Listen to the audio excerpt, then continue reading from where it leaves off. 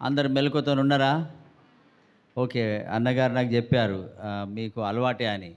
రాత్రి ఎంత చెప్పినా మీకు ఓపిక ఉంటుందని నేను విన్నా. ఉన్నదా ఓపిక? ఇప్పుడు పాస్టర్ అమ్మ మాట్లాడుతూ ఉంటే తను మలయాళం భాష నుంచి తెలుగు నేర్చుకున్నది కాబట్టి, ఒకసారి మేము ఇట్లాగే ఒక ఇంట్లో ప్రార్థనకెళ్ళాం. ప్రార్థన అంతా అయిపోయింది. కొత్తగా పెళ్లి చేసుకున్న జంట. ప్రార్థన అంతా అయిన తర్వాత ఆ అమ్మాయి మమ్మల్ని పంపిస్తూ ఒక ప్రశ్నేసింది. అమ్మగారు, అమ్మగారు మీ భాషలో కొంచెం తేడా ఉన్నది అని అన్నది. ఏంటిది తేడా అంటే, దీ దీ దీ డు డు డు అని అన్నది. మాకస్సలు అర్థం కాలే. ఇదేంటిది తేడా? దీ దీ దీ ఏంటిది? డు డు డు ఏంటిది? దీది అంటే హిందీలో అక్కను అని అంటారు. మరి అదేమన్నా భాష కావచ్చు అంటే కాదట. తెలుగులోనే ఆమె ఎక్స్‌ప్లెయిన్ చేస్తా ఉంటది. ఏంటది అంటే, భాస్కర్ అన్న వచ్చింది అంటది. అక్క వచ్చిండు అంటది. అర్థమైందా? వచ్చిండు అనే దగ్గర వచ్చింది అంటది. వచ్చింది అనే దగ్గర వచ్చిండు. The the the do do do. మీరు కూడా మర్చిపోకుండా జ్ఞాపకం ఉంచుకోండి. ఓకే. ప్రియులారా, ఈ రాత్రి కాల సమయంలో చాలా అద్భుతమైన రాత్రి. మేమెక్కడికి వెళ్ళినా మా పరిచర్యలో మేము ప్రార్థన చేసి వెళ్తాం. మేము వెళ్ళే చోట ప్రభువా నువ్వు మాతో కూడా వచ్చి ఆ ప్రజల్ని దీవించాలి, వారితో మాట్లాడాలి, వారిని ఆశీర్వదించాలి, వారి సమస్యలు ఏవైనా ఉంటే తొలగించాలి ప్రభువా అని మేము ప్రార్థన చేసి బయలుదేరుతూ ఉంటాం. ఈ రాత్రి ప్రభు తప్పకుండా మిమ్మల్ని ఒక ప్రత్యేకమైన రీతిలో మీ జీవితంలో మార్పు తెస్తాడని మేము నమ్ముచున్నాం. దేవుని స్తోత్రం కలుగును గాక. హల్లెలూయా. అలాగే అన్న చెప్పినట్టుగా నాకు తెలుగుతో పాటు ఇంకా ఇతర భాషలు కూడా వచ్చు. నేను చాలా భాషల్లో పాటలు పాడుతూ ఉంటాను. పంజాబీ భాషలో, బెంగాలీ భాషలో, మరాఠీ భాషలో, రకరకాల భాషల్లో నేను పాటలు పాడుతూ ఉంటా. హిందీలో పాడుతూ ఉంటా. కవ్వాలి అని, ఉర్దూ గజల్స్ అని రకరకాల పాటలు ఉంటాయి. సో ఈ రాత్రి మరి తెలుగు పాటలు మీరు బాగా వింటూ ఉంటారు. మరీ ముఖ్యంగా ఖమ్మం అంటేనే ఇది ఆంధ్రప్రదేశ్ తెలంగాణ రాష్ట్రానికి బార్డర్ కాబట్టి తెలంగాణ యాస అది ఒక రకంగా ఉంటుంది. తెలంగాణ భాషను పైకి తీసుకురావడానికి తెలంగాణ రాష్ట్ర ప్రభుత్వం చాలా కృషి చేసింది.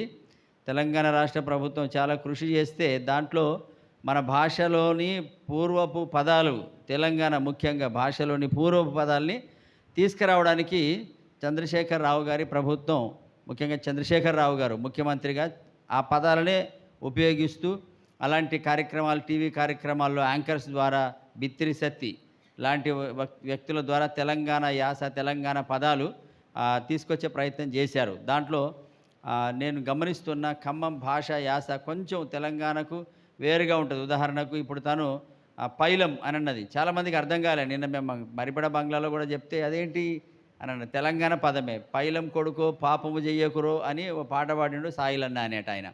పైలం అంటే జాగ్రత్త అని అర్థం అన్నమాట. కానీ ఈమెకు అర్థం కాక పైలం అనేది ఏదో వస్తు పేరు అనుకున్న డబ్బలన్నీ వెతికింది కానీ పైలం దొరకలేదు. ఓకే. ఈ సమయంలో మనం అందరం లేచి నిలబడదాం. లేచి నిలబడిన తర్వాత ఒక హిందీ పాట పాడుకుందాం. మీకు అందరికి ఇష్టమైన హిందీ పాట? అందరు చెప్తలేరు. మీకు అందరికి ఇష్టమైన హిందీ పాట? ఓకే, హిందీ పాట పాడుకుందాం. నాకు చాలా ఇష్టం హిందీ పాట. ముఖ్యంగా అన్న చెప్పినట్టుగా మేము నార్త్ ఇండియాకి వెళ్తూ ఉంటాం. హిందీలో వాక్య పరిచయం చేస్తూ ఉంటాం. హిందీలో వాక్యం చెప్తూ ఉంటాం. ఒకవేళ మీలో ఎవరైనా హిందీ తెలిసిన వాళ్ళు ఉంటే కానీ, మరాఠీ తెలిసిన వాళ్ళు ఉంటే కానీ నాతో మాట్లాడవచ్చు. మీకు స్పెషల్ టైం నేను ఆఫర్ చేస్తున్నా. నాతో మాట్లాడడానికి మీటింగ్ అయిన తర్వాత మాట్లాడవచ్చు. ఒకవేళ మీరు కోరుకుంటే మీకు హిందీలో కానీ మరాఠీలో కానీ మీ కొరకు ప్రార్థన చేస్తా. అలాంటి వారు ఉంటే దేవుని స్తోత్రం కలుగును కాక. హల్లెలూయా. ఓకే, అందరు సిద్ధంగా ఉన్నారా పాట పాడడానికి? ఓకే, పాట పాడదాం. నోళ్ళు ఉన్నోళ్ళు అందరూ పాడాలి. ఓకేనా? తర్వాత చప్పట్లు కొట్టడానికి సిద్ధంగా ఉన్నారా? ఓకే, 2 చేతులు ఉన్న వాళ్ళు చప్పట్లు కొట్టాలి. పాపం ఆ ఎంప్లాయీ అమెరికాలో ఆయన ఫింగర్స్ అన్నీ పోగొట్టుకున్నాడు, వ్రేళ్ళు పోగొట్టుకున్నాడు. ఆయన చప్పట్లు కొట్టడం అంత ఈజీ కాదు. ఈ ఈ ఈ అరచేతిలో కొట్టచ్చు కానీ కొట్టేదే వ్రేళ్ళు చప్పట్లు, కానీ ఆయన వ్రేళ్ళు పోగొట్టుకున్నాడు. అటువంటి వాళ్ళు ఎవరు లేరు కదా? ఓకే, నేను అనుకుంటా అమెరికా నుంచి వచ్చిన వాళ్ళు అనుకుంటారు అటువంటి వాళ్ళు అయితే. ఓకే, తర్వాత కాళ్ళు ఉన్న వాళ్ళు ఉన్నారా అందరూ? మీ ఎంట తీసుకొచ్చారా కాళ్ళు? ఓకే, మీకు కనుక కాళ్ళు ఉంటే మీరు నాట్యం ఆడవచ్చు. ఓకే, కదలొచ్చు, శరీరాన్ని కదిలించవచ్చు. డాక్టర్లు అంటూ ఉన్నారు ఈ మధ్యకాలంలో ప్రతి మనిషికి ఎక్సర్సైజ్ కావాలని. ఏం ఎక్సర్సైజ్? క్రైస్తవ సంఘానికి వస్తే దేవుని ఆలయంలో నాట్యమాడడమే పెద్ద ఎక్సర్సైజ్.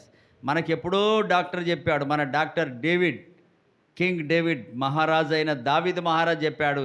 ఆయన పాటలు పాడుతాను. నేను ఒకసారి ఇట్నే ప్రసంగం చేస్తూ యేసుక్రీస్తు ప్రభు శనివారం నాడు, శుక్రవారం సిలువకు వేయబడ్డ తర్వాత శనివారం నాడు సైలెన్స్ సాటర్డే అని అంటారు అని ఒక సిఎస్ఐ గారు బోధిస్తూ ఉన్నాడు. సైలెన్స్ సాటర్డే, శనివారం ఏం పని చేయలేదు యేసు ప్రభు, కాబట్టి అది సైలెన్స్ సాటర్డే. మిగతా అన్ని రోజులు ఈ భూమి పుట్టినప్పటి నుంచి ఇప్పటి వరకు ఆయన కార్యం చేస్తూనే ఉన్నాడు అని అంటూ ఉంటారు. నాకు అనిపించలేదు సైలెన్స్ సాటర్డే అని. నేను ఒప్పుకోను. నేనేమంటా అంటే ఆ శనివారం రోజు చేసిన కార్యాలు అసలు ఇంకెప్పుడు ఈ భూమి మీద ఉన్నప్పుడు కూడా చేయలేదని నేను అనుకుంటా. ఎందుకు అని అంటే యేసుప్రభు ఏనాడు ప్రాణం పెట్టిండు శిలువ మీద? చెప్పండి, అందరు చెప్పండి, నాకు వినబడతలేదు. ఓకే, సమాధిలో ఏ రోజు ఉన్నాడు? శనివారం నాడు. దాన్ని నేను అన్నట్టుగా కొందరు సైలెన్స్ నైట్ సాటర్డే అంటారు. ఆ రోజు ఏం జరిగిందనంటే శిలువ మీద యేసు ప్రభుకు ఇరు ప్రక్కల ఎవరున్నారు చెప్పండి? దొంగ.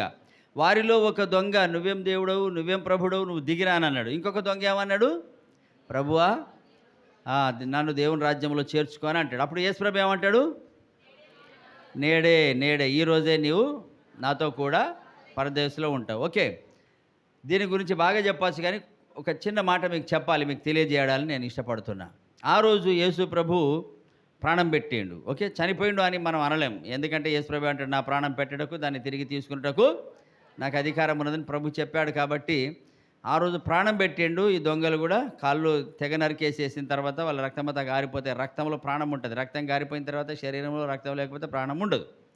ఓకే, దొంగలు కూడా చనిపోయారు. ఇప్పుడు యేసు ప్రభు ఏం చేయాలి? యేసు ప్రభు వాగ్దానం చేసిన ఆ దొంగను తీసుకొని వెళ్ళాలి. Okay, right. ఇప్పుడు మనకి స్టార్ట్ అయింది. ఇప్పుడు సైలెన్స్ సాటర్డే గురించి నేను మాట్లాడుతున్నాను. ఇప్పుడు స్టార్ట్ అయింది యేసు ప్రభు పని. ఈ దొంగను తీసుకొని ఎక్కడికి వెళ్తున్నాడు? పరదేశికి వెళ్తున్నాడు. పరదేశంలో ఎవరున్నారు అని అంటే భూమి పుట్టినది మొదలుకొని దేవుడు మానవ జాతిని సృష్టించిన ఆదాం మొదలుకొని వాళ్ళందరూ కూడా అక్కడే ఉన్నారు. ఎందుకు అక్కడ ఉన్నారు అని అంటే దేవుని రాజ్యం చేరడానికి, మోక్షం చేరడానికి మార్గం లేదు. యాకోబు కలలో పడుకొని చూస్తూ ఉంటాడు. ఒక నిచ్చెన భూమికి ఆకాశానికి వేయబడింది. ఆ నిచ్చెన మీద దేవదూతలు పైకి ఎక్కుతూ ఉన్నారు, కిందికి దిగుతూ ఉన్నారు అని ఒక దర్శనం చూసి ఆ నిచ్చెన గురించి యేసుప్రభు అంటాడు యోహాను సువార్తలో. ఏమంటాడు? ఆ నిచ్చెన ఇంకెవరో కాదు, నేనే అంటాడు. యేసుప్రభు అంటాడు. నిచ్చెన అంటే పరలోకానికి వెళ్ళడానికి మార్గం యేసుప్రభు. యోహాను సువార్త 14:6లో ప్రభు అంటాడు. ఏమంటాడు? నేనే మార్గమును. ఓకే, యేసుప్రభు మార్గం. ఎక్కడికి మార్గం? పరలోకానికి. ఖమ్మం కాదు, మేము కరీంనగర్కు రోడ్డు పోటీ వచ్చినా అది కాదు, ఇది మామూలు రోడ్డు. కానీ పరలోకానికి వెళ్ళే మార్గం యేసయ్య. ఓకే, ఈ మార్గం అప్పటికి ఎప్పుడు తెరవబడుతుంది? ఈ మార్గం అనంటే యేసు ప్రభు యొక్క మరణము పునరుద్ధానం ద్వారానే తెరవబడుతుంది. ఓకే, ఇప్పుడు ఈ మార్గం కొరకు ఎదురు చూస్తూ ఉన్నారు. ఎవరెవరు ఎదురు చూస్తూ ఉన్నారు చెప్పండి? ఆదాము ఎదురు చూస్తాడు. చెప్పండి, ఇంకా పేర్లని చెప్పాల్సి. మోషే ఎదురు చూస్తాడు. ఓకే, దావీదు ఎదురు చూస్తాడు. యెషయా, భక్తులందరూ కూడా ఎదురు చూస్తూ ఉంటారు ఆ మార్గం కొరకు. ఆ మార్గంను తెరవడానికి వచ్చే మనకు మెస్సయ్య వస్తాడు, రక్షకుడు వస్తాడు అని ఎదురు చూస్తూ ఉన్నారు. ఓకే, వీళ్ళందరూ కూడా ఎక్కడున్నారు చెప్పండి? పరదేశంలో ఉన్నారు. వీళ్ళందరూ కూడా ఎదురు చూస్తూ ఉన్నారు. రోజులు గడిచిపోతూ ఉన్నాయి, సంవత్సరాలు గడిచిపోతూ ఉన్నాయి. యేసయ్య వస్తాడు, ఒకరోజు వస్తాడు అని దావీదు మహారాజు దేవుని ఆత్మచేత నింపబడి ప్రకటిస్తూ ఉన్నాడు. ఆయన వస్తాడు, ఆయన వస్త్రాలు పంచుకుంటారు, ఆయనకు చేదు చిరకనిస్తారు. యెషయా భక్తుడు ప్రవచిస్తూ ఉన్నాడు, ఆయన గాయపరచబడతాడు, ఆయన పొందిన దెబ్బల చేత మనకు స్వస్థత కలుగుతుంది అని యెషయా ప్రవచిస్తూ ఉన్నాడు. మోషే అంటాడు, నా వంటి ప్రవక్త మీలో నుండి వచ్చును, ఆయన మాట మీరు వినవలను అని ప్రవచిస్తూ ప్రవక్తలందరూ కూడా చెప్పారు కానీ అది ఇంకా జరగలే. ఎప్పుడు ఆ శిలువ మీద ప్రాణం పెట్టిన తర్వాత ఈ దొంగను తీసుకొని ఇప్పుడు ఎక్కడికి వెళ్తుండు? అక్కడికి వెళ్తూ ఉన్నాడు, పరదేశంలోనికి వెళ్తూ ఉన్నాడు. అక్కడ వీళ్ళందరూ ఎదురు చూస్తూ ఉన్నారు. ఎదురు చూసేసరికి యేసయ్య రానే వస్తున్నాడు దగదగ మెరుచుకుంటూ, పెద్ద అద్భుతమైన ఒక వెలుగుతో మెరుచుకుంటూ యేసుప్రభు ఎంటర్ అవుతా ఉన్నాడు. ఎంటర్ అవుతా ఉంటే ఎక్కడి వాళ్ళు అక్కడ లేచి నిలబడతా ఉన్నారు. అరే, మోషే చనిపోయినప్పుడు మనం ఇట్లా ఈ వెలుగు రాలేదు అని ఆదాము అనుకుంటున్నాడు. మోషే ఏమనుకుంటున్నాడంటే, దావీదు చనిపోయినప్పుడు దావీదు ఎన్నో కీర్తనలు రాశాడు, కానీ మనం ఎప్పుడు చూడలే ఇలాంటి వెలుగు, అద్భుతమైన వెలుగు, ఇదేంటిది, ఓ సూర్యులు సూర్యులు లాంటి వెలుగు, విశాలమైన వెలుగు ఈయనే అని చెప్పే ముందు ఆయన గుర్తుపట్టిండు యేసుప్రభుని. అరే, నేను ఒకరోజు యేసయ్యతో కూడా మాట్లాడి వచ్చినని మోషే గుర్తుపడతా ఉన్నాడు. మోషే ఏలియా దగ్గరికి వెళ్ళి, అరే ఏలియా నీకు తెలుసా, మనం గుర్తుపట్టిన యేసయ్య ఈయనే కాదా, అప్పుడు దగదగ మెరిసిన వస్త్రాలు ఈయన లేవా, మనం మాట్లాడలేదా అని మోషే అంటా. అరే నిజమే నిజమే మోషే, అందరికీ ప్రకటన చేస్తా ఉన్నారు వీళ్ళిద్దరు కలిసి. మీకు తెలుసా యేసయ్య ఈయననే మార్గం, మేము వెళ్ళి చూసి వచ్చాము, చప్పలు కొట్టండి, దేవుని స్తోత్రం కలుగును గాక. గొప్ప సంతోషం, గొప్ప ఆనందం, ఉల్లాసం, ఓ సంబరం, సంతోషం.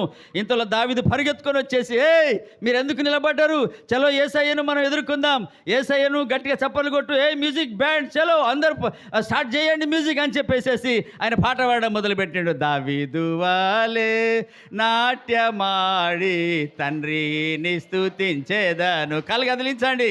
దావీదు, మీరు కూడా దేవదూతల్లాగానే ఉన్నారు, పరదేశంలో ఉన్నట్టు. తండ్రిని స్తుతించ, ఓ యేసయ్యా స్తోత్రముల్, యేసయ్యా స్తోత్రముల్, యేసయ్య స్తోత్రముల్, యేసయ్యా స్తోత్రముల్. దావీదు వాలే నాట్యమాడి తండ్రిని స్తుతించేదను. హల్లెలూయా. ఈ పాట పాడుతూ ఉంటే ఒక సిస్టర్ పరిగెత్తుకొని వచ్చేసింది కంజర పట్టుకొని. గుర్తుపట్టండి ఎవరు ఆమెను. మిర్యాము పరిగెత్తుకొని వచ్చేసింది. దావీదు అన్న ఆగు, నేను కూడా డాన్స్ చేస్తాను నీతోని అని కంజర కొట్టడం మొదలుపెట్టింది. దేవుని స్తోత్రం కలుగును గాక. హల్లెలూయా హల్లెలూయా. పాట మొదలైపోయింది, అందరు నాట్యం ఆడుతూ ఉన్నారు, యేసు ప్రభును ఆహ్వానిస్తూ ఉన్నారు. ఇంతలో స్వరం వినబడ్డది, దావీదు నీకు పని లేదేందయ్యా, నాకు ఊకే నిద్ర వస్తూ ఉన్నది. ఎవరన్నారో చెప్పండి. యోనా.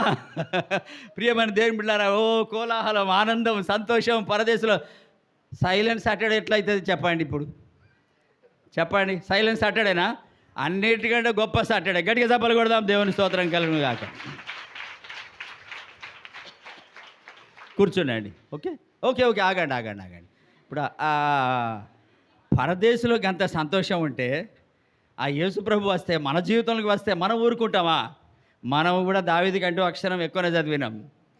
దావీదు కీర్తనలు రాస్తే మనం పాట కనీసం పాడగలుగుతాం. దావీదు బ్యాండ్ మ్యూజిక్ కొట్టుమనంటే మనం కనీసం డ్యాన్స్ అనేది చేస్తాం కదా. హల్లెలూయా.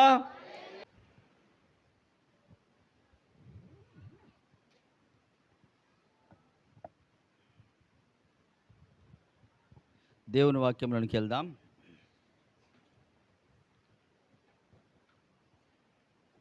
ఫిలిప్పీలకు రాసిన పత్రిక 2వ అధ్యాయము 5వ వచనాన్ని చదువుకుందాం. ఫిలిప్పీలకు రాసిన పత్రిక 2వ అధ్యాయం 5వ వచనం.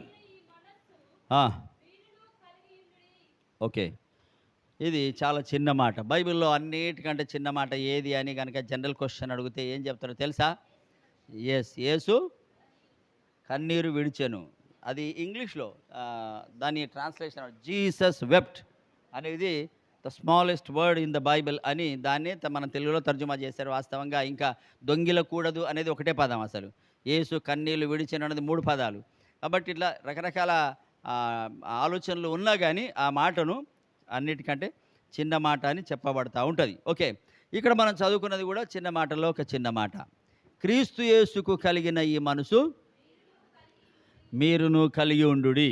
ఈ మాటకు వస్తే ఇది ఎవరికో చెప్పింది అని చాలామంది అనుకుంటూ ఉంటారు. యేసుక్రీస్తు మనసు కలిగి ఉండడం, యేసు ప్రభు మనసు కలిగి ఉండడం ఇది ఎవరికో చెప్పబడింది అన్నట్టుగా చాలామంది ప్రవర్తిస్తూ ఉంటారు. ఈనాడు క్రైస్తవ సంఘాలలో, చాలా సంఘాలలో ప్రపంచవ్యాప్తంగా, మన దేశం కావచ్చు, మన తెలంగాణ రాష్ట్రం కావచ్చు, మన జిల్లా కావచ్చు, ప్రపంచ దేశాలు కూడా కావచ్చు.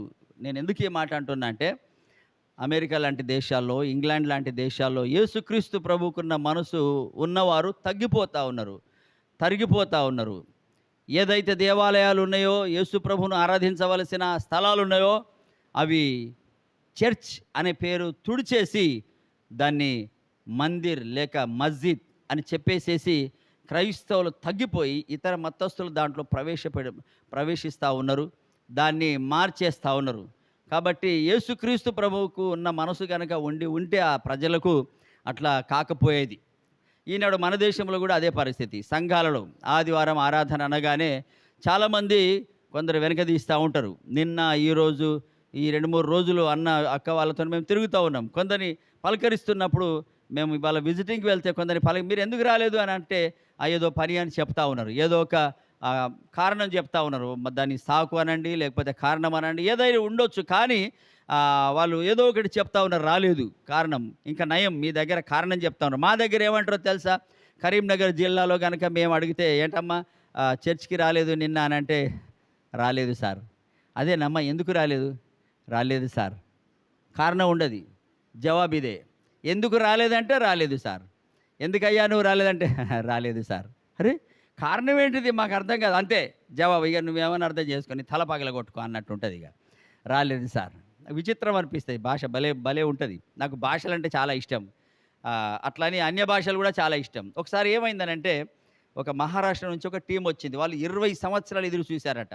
మరాఠీ నుండి తెలుగులోనికి తర్జుమా చేసే ఒక ట్రాన్స్లేటర్ కొరకు 20 సంవత్సరాలు ప్రార్థన చేశారట. ఒకరోజు ఈ 20 సంవత్సరాల తర్వాత జగిత్యాల జిల్లా కూడా మన దగ్గర ఉన్నది. మా కరీంనగర్ జిల్లాలో ఒక కొత్త జిల్లా అది. జగిత్యాల జిల్లాలో ఎవరో చెప్పారట, మన దగ్గర ఉన్నారు ఒక ఆయన పేరు డేవిడ్ రాజు, ఆయన చేస్తాడు అని అన్నారట. మరాఠీ నుంచి తెలుగులో మేము 20 సంవత్సరాల నుంచి ఎదురు చూస్తూ ఉంటే మాకొక్కరు దొరకలేదు, ఆయన చేస్తాడని మాకేమో నమ్మకం అని అన్నారట. అది వాస్తవమే. ఎవరికైనా ఇక్కడ మరాఠీ వాళ్ళు ఉన్నారు, మరాఠీ వచ్చిన వాళ్ళు ఎవరైనా ఉన్నారు? ఒక్కరైనా? ఎవరు లేరు కదా. ఓకే, మరాఠీ ఏతకాయ్ తుమాలా ठीक आहे ఇక్కడ కూడా ఇతే పనాయికాయ్ మరాఠీ బోల్నారే. ఓకే ठीक आहे. సో వాళ్ళు నన్ను పరీక్ష పెట్టిను ఫోన్ చేసి, అయ్యా మీకు మరాఠీ వచ్చునా అని అంటే, వచ్చు. హిందీలో అడుగుతా, క్యా మరాఠీ जानते हो? मैंने बोला हाँ ठीक है मैं जानता हूँ, जरा बात करके बोलो. काय भाऊ दादा कसं काय అని అనగానే, అరే तुम्हाला మరాఠీ येते काय? हो मला మరాఠీ येते. ठीक है. ఇక వాళ్ళకు ఒక కన్ఫర్మేషన్ అయిపోయింది, ఆయనకు మరాఠీ వస్తే అని. వాళ్ళు వచ్చేసి 3 రోజులు ఒక మీటింగ్ పెట్టారు. 3 రోజులు ఒక మీటింగ్ పెట్టి నన్ను ట్రాన్స్లేట్ చేయమన్నారు. సరే, మరాఠీ స్పీకర్ వచ్చేసిండు, నేను ట్రాన్స్లేషన్ చేస్తా ఉన్నా, ఉజ్జీవంగా ప్రసంగం చేస్తా ఉన్నాడు, ట్రాన్స్లేషన్ చేస్తా ఉన్నా.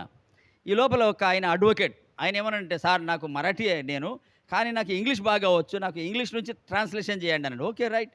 ఇంగ్లీష్ ప్రసంగం నడుస్తూ ఉన్నది, నేను ఇంగ్లీష్లో నుంచి తెలుగులోనికి తర్జుమా చేస్తూ ఉన్నది, ఉజ్జీవంగా ప్రసంగం నడుస్తూ ఉన్నది. ఇది అయిన తర్వాత మళ్ళీ ఒక రోజు ఆ పాస్టర్ గారు, స్థానిక సంఘ కాపరి ఏమన్నారంటే, పాస్టర్ గారు మీరు మరాఠీ నుంచి తెలుగులోకి చెప్తా ఉన్నారు, అది బాగానే ఉన్నది, హిందీలో నుంచి తెలుగులో చెప్తున్నారు బాగానే ఉన్నది, కానీ నేను తెలుగులో నా సాక్ష్యం చెప్తా, మీరు వాళ్ళకి అర్థమయ్యేటట్టు హిందీలో చెప్పండి అన్నారు. ఓకే ఠీకే. ఇక మన పాస్టర్ గారు తెలుగులో సాక్ష్యం చెప్తా ఉన్నారు, ఇక నేను దాన్ని హిందీలోనికి తర్జుమా చేస్తూ ఉన్నా, వాళ్ళకి అర్థమవుతా ఉన్నది. Okay right. ఈ లోపల మీటింగ్ జరిగే స్థలంలో ఒక వేరే సంస్థలో పనిచేసే సంస్థ పేరు నేను చెప్పను. ఒక పాస్టర్ గారు ఆయన కీబోర్డ్ ప్లే చేస్తూ ఉన్నాడు, ఆయన భార్య బిడ్డ పాటలు పాడుతూ ఉన్నారు ఆ మీటింగ్లో. వాళ్ళ అబ్బాయి ప్యాడ్ కొడుతూ ఉన్నాడు. ఓకే, తండ్రి కీబోర్డ్ ప్లే చేస్తున్నాడు, అబ్బాయి ప్యాడ్ కొడుతున్నాడు, తల్లి బిడ్డలు పాటలు పాడుతూ ఉన్నారు. వాళ్ళదే మ్యూజిక్ టీం అన్నమాట. ఓకే, బాగానే ఉన్నది. ఆ 2 రోజులు గడిచిన తర్వాత అక్కడి నుంచి అదంతా వదిలేసేసి నా దగ్గరికి పరిగెత్తుకుని వచ్చేసి, పాస్టర్ గారు ఈరోజు నేను చాలా సంతోషపడుతున్నాడు. నాకు అది అర్థం కాలేదు, దేనికి సంతోషం అంటే, మిమ్మల్ని చూసి నేను చాలా గర్విస్తున్నా, సంతోషపడుతున్నారు. ఓకే, చాలా సంతోషం, దేవుని స్తోత్రం, దేవునికి మహిమ అన్నానన్న. అవును, కానీ మీరు మాట్లాడుతూ ఉన్నారు చూడండి, ఈ భాషలన్నీ వచ్చు కదా. బైబిల్లో అపొస్తలుడైన పౌలు అంటాడు, మీ అందరికంటే ఎక్కువ భాషలు నాకు వచ్చును అని అంటాడు. అది ఏంటిదో అనుకున్నా, కానీ ఈరోజు నేను చూడగలుగుతున్నా ఆ వరం మీకున్నది పాస్టర్ గారు అని అన్నాడు. నేను మనసులో అనుకున్నా, ఎప్పుడో ఆర్కే మూర్తి గారు అంట, నన్ను కనుక ఆర్కే మూర్తి గారు రేడియోలో మాట్లాడేవారు, నన్ను కనుక ఎవరైనా మెచ్చుకుంటే నాకు అర్థమయ్యేది ఏంటంటే, ఈయన లోపల దురాత్మ ఉన్నదని నేను అనుకుంటా అని చెప్పేవాడు. నా మనసు కూడా జల్లు అన్నది, ఈయన నన్ను మెచ్చుకుంటుండే మరి ఏమున్నదో తెలియదు కదా. సరే, నేనన్న దేవుని స్తోత్రం, సరే పర్వాలేదండి నన్ను ఆపేసేసి. అవును, కానీ అదితో పెంతుకోసు సంఘాలట, వాళ్ళు ఏదో భాషలు మాట్లాడతారంట, అస్సలు అర్థం కాదు, అది అస్సలు దేవుని ఆత్మ కాదు అని ఈయన అన్నాడు నాతోని. నేను ఏమనలేదు, ఇక ఆయనతో నేను ఎందుకు పెట్టుకోవాలి వాదం అనుకున్నా.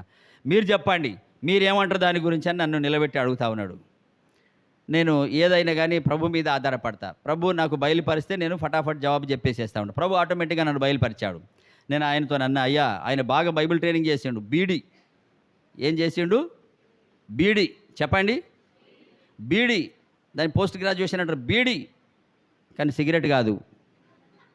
ఓకే, ఆ బీడు చేసిన ఆయనకు అర్థమైంది ఏంటంటే బైబిల్ అపొస్తలుడైన పౌలు చెప్పిన ఆయన మాట ఆ రోజు అర్థం చేసుకున్నాడట.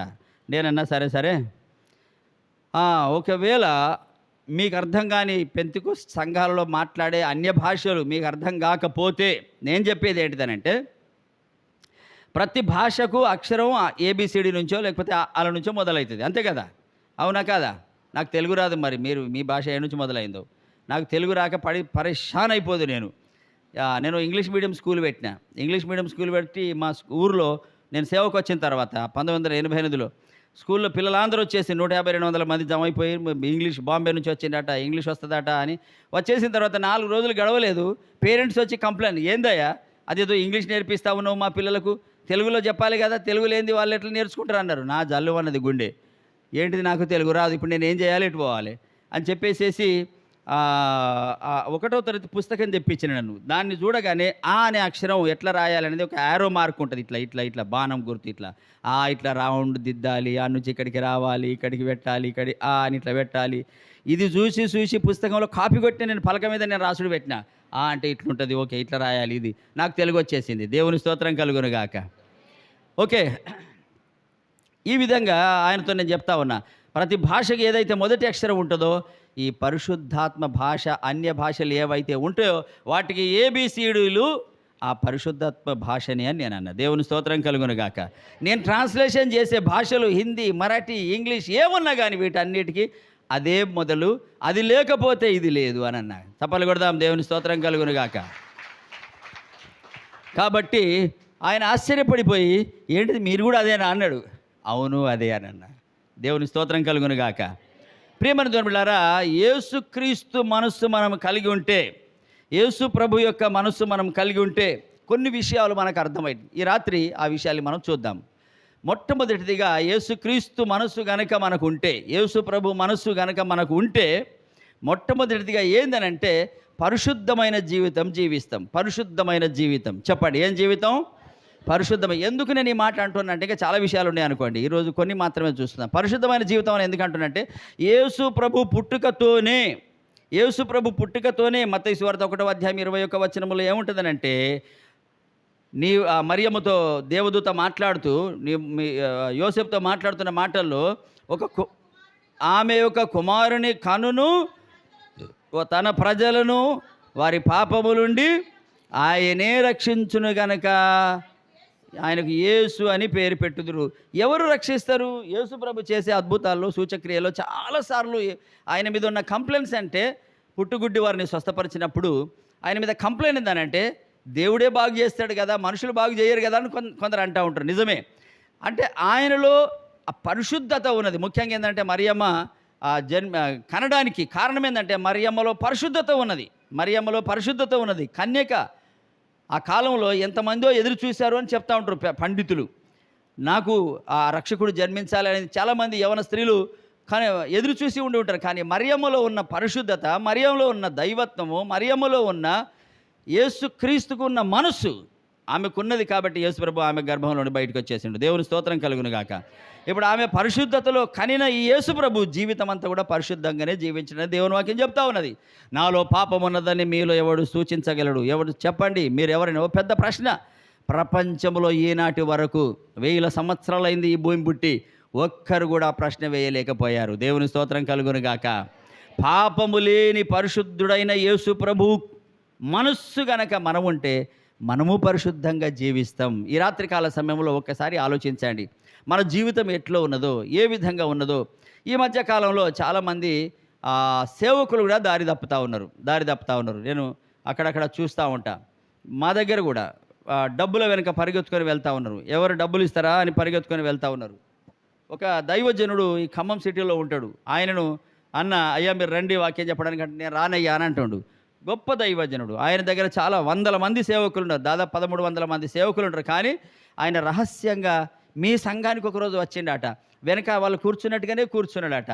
అన్నకు తెలియదు ఆయన ఎవరో, ఆయనకు తెలియదు అన్న ఎవరు. ఇవాళ నేను పరిచయం చేస్తే అన్న పరిచయం, అయ్యో మాకు తెలుసుంటే మీకు ఒకవేళ ప్రార్థన ఇచ్చేవాడినేమో అని మనసులో తను అనుకొని ఉంటాడు. కానీ ఆయన రహస్యంగా ఉంటాడు. ఆయన తను కాపాడుకుంటాడు. ఎక్కడ నాలో అహంభావము, ఎక్కడ నాలో గర్వం వచ్చి పడుతుందని జాగ్రత్త పడుతూ ఉంటాడు. కాబట్టి ఆయన జాగ్రత్త పడతాడు. కానీ సేవకులు చాలామంది ఈ రోజుల్లో తప్పిపోతూ ఉన్నారు. ఏ ఎమ్మెల్యే దగ్గర డబ్బులు దొరుకుతాయని పరిగెత్తుకొని వెళ్తూ ఉంటున్నారు, ఏ ఎంపీ దగ్గర డబ్బులు దొరుకుతాయని పరిగెత్తుకొని వెళ్తూ ఉన్నారు. అది పరిశుద్ధతను కాపాడుకోవడం అస్సలే కాదు, అస్సలే కాదు. అంతేకాదు చాలామంది సేవకులుగా వారి వారి వ్యక్తిగత జీవితంలో పాపంలో పడిపోతూ ఉన్నారు. డబ్బు విషయంలో కావచ్చు, లేకపోతే వ్యభిచార విషయంలో కావచ్చు, పాపం విషయంలో, రకరకాలుగా ఇతరులను ద్వేషించే విషయంలో కావచ్చు, స్నేహం లేకపోవడమే కావచ్చు, నేనే గొప్ప అనే అహంభావంతో నిండిన సేవకులు చాలామంది అక్కడక్కడ కనబడతా ఉంటారు. చాలా బాధేస్తూ ఉంటుంది. ఇటువంటి వాళ్ళని చూసే వరకు చాలా బాధేస్తూ ఉంటుంది. మేము జనవరి నెలలో అండమాన్ నికోబార్ వెళ్ళాం. జనవరి నెలలో అండమాన్ నికోబార్ వెళ్ళడానికి మా దగ్గర పెద్దగా ఏం డబ్బు లేకపోయినాయి. కానీ మేము ప్రార్థన చేశాము. ఎందుకు ప్రార్థన చేశామంటే, నేను హై స్కూల్లో ఉన్న రోజుల్లో అండమాన్ నికోబార్లో ఉన్న జైలు గురించి విన్నా. నేను స్కూల్ స్టూడెంట్గా ఉన్నప్పుడు, అప్పుడు నేను యేసు ప్రభుకు ఒక రకంగా బద్ధ శత్రువును. నేను యేసు ప్రభు కూడా నాకు శత్రువే, అట్లా చూసేవాడిని నేను. ఆర్య సమాజ్ అనేది ఒక హైందవ సంస్థ ఉంటుంది. దాన్ని స్వామి దయానంద సరస్వతి గారు స్థాపించారు. ఆర్య సమాజ్ యొక్క ముఖ్య ఉద్దేశం ఏంటంటే, ఒకటేమో హైందవత్వంలో ఉన్న లొసుగులు ఏమైనా ఉంటే దాన్ని సరిచేయడం, రెండవది ఇతర మతస్థులను దాంట్లో హిందూ మతంలో చేర్చడం అనేది ఆర్య సమాజ్ యొక్క ముఖ్య ఉద్దేశం. కాబట్టి ఆర్య సమాజ్లో ఉంటే దాంట్లో గాయత్రి మంత్రం చదవడం ఇవన్నీ సర్వసాధారణమే. మేము స్కూల్ విద్యార్థులుగా మాకు నేర్పించేవాళ్ళు. అలాంటి పరిస్థితుల్లో నేను యేసు ప్రభువుని ఎందుకు ఇష్టపడతా? కానీ మా అమ్మకి ఆరోగ్యం బాగాలేక మేము ప్రభువుని నమ్ముకోవడం జరిగింది. ఆ రోజుల్లో నేను అండమాన్ నికోబార్లో 1928 సంవత్సరం నుంచి 1933 సంవత్సరం 35వ సంవత్సరం వరకు రాజకీయ ఖైదీలు ఎవరైతే బ్రిటిషర్స్ని ఎదుర్కొన్నారో ఆ ఖైదీలను తీసుకొని అక్కడ జైల్లో వేసేవారు. ఆ జైలు యొక్క ప్రత్యేకత ఏంటంటే, దాన్ని సెల్యులర్ జైల్ అని అంటారు. సెల్యులర్ జైల్ అంటే ఏంటంటే సెల్స్ అంటే ఒక చిన్న గది, సెల్ అంటారు దాన్ని. సెల్ పెద్ద పెద్ద నాయకులను, ఇప్పుడున్న సెల్స్ వేరు, అప్పుడున్న సెల్స్ వేరు. ఇప్పుడున్న సెల్ దాంట్లో అన్ని సౌకర్యాలు ఉంటాయి. ఆ సెల్లులో రాజకీయ ఖైదీలు, ఒకవేళ మన పెద్ద నాయకులు ఉన్నారనుకోండి, జగన్మోహన్ రెడ్డి కావచ్చు, లేకపోతే రాహుల్ గాంధీ గారు కావచ్చు, ఒకవేళ అలాంటి వాళ్ళని జైల్లో వేయాలంటే ఒక సెల్లో వేసేస్తారు. లేకపోతే ఇంకొకటి బ్యారెక్ అని ఉంటుంది, విశాలంగా ఉంటుంది బ్యారెక్. దాంట్లో 50-60 మందిని పెట్టచ్చు. వాళ్ళందరూ కూడా హాయిగా ఉండొచ్చు. విశాలమైన స్థలం ఉంటుంది, అన్ని సౌకర్యాలు ఉంటాయి. కాబట్టి ఈ ఖైదీలను చాలా ఇబ్బంది పెట్టాలనే ఉద్దేశంతో అండమాన్ నికోబార్ ఇక్కడ నుంచి చాలా దూరం, మన హైదరాబాద్ నుంచి ఫ్లైట్లో 4.5 గంటల ప్రయాణం. అది ఇంకో మరో దేశం వెళ్ళినట్టు ఉంటుంది. ఎందుకు అనంటే, అది మన దేశం అయినా అక్కడ ఉదయం 4:30కే సూర్యోదయం, సాయంత్రం 5 గంటలకే సూర్యాస్తమయం, సాయంత్రం 5:30కే సూర్యుడు అస్తమయం అయిపోతూ ఉంటాడు. అటువంటి ఆ ప్రదేశం మన భారతదేశమే. కాబట్టి ఆ దేశంలో ఆ సెల్యులర్ జైల్ని చూడాలని ఎప్పుడో మనసులో ఉంటాయి. దాని తర్వాత నేను సేవకు వచ్చిన తర్వాత కూడా ఒకరోజు 2016 సంవత్సరంలో జడ్సన్ అబ్రాహం గారి మిసెస్ శ్రీమతి ప్రీత జడ్సన్ గారు కూడా జైలు గురించి ఒకరోజు వాక్యంలో చెప్తా ఉంటే మా పాస్టర్ మాకు అనిపించింది అటు ఒకరోజు వెళ్దామని చెప్పేసి. నేను మర్చిపోయినా కానీ తను అప్పుడప్పుడు చెప్పేది, మనం అండమాన్ నికోబార్ వెళ్దామని చెప్పి. ఆ అండమాన్ నికోబార్ వెళ్ళడానికి చాలా ప్రయత్నం చేశాం. మా సంఘంలో ప్రకటన చేశాం, మీరందరూ కూడా కొంత డబ్బు సహాయం చేస్తే మేము వెళ్ళగలుగుతాం. ఎందుకంటే మేము సేవ కొరకే తప్ప మేము మా టూర్ కొరకో లేకపోతే టైంపాస్ కొరకు వెళ్తలేమని చెప్పాం. కానీ ఎక్కువ మంది ముందుకు రాలే. కొంతమంది ముందుకు వచ్చారు. దాంట్లో చిన్నపిల్లలు వారు కొన్ని జమ చేసుకున్న గల్లగురిగి డబ్బాలు ఉంటాయి, మట్టితో చేయబడినవి. తెలుసా మీకు? తెలంగాణలో వాడుతూ ఉంటారు గల్లగురిగీలు. దాంట్లో డబ్బులు వేసుకుంటూ ఉంటారు, కాయిన్స్ వేసుకుంటూ ఉంటారు. అట్లా కొందరు తీసుకొని వచ్చారు. దాంతో మా విశ్వాసం బలపడింది. సరే మనం వెళ్దామని చెప్పేసి అద్భుతంగా మేము వెళ్ళాం. అక్కడ ఒక సేవకుల మీటింగ్ ఏర్పాటు చేశాం. ఆ సేవకుల మీటింగ్తో పాటు అక్కడ 578 ఐలాండ్స్ ఉంటాయి. 578 ఐలాండ్స్. వాటన్నిటిని కలిపి అండమాన్ నికోబార్ అంటారు.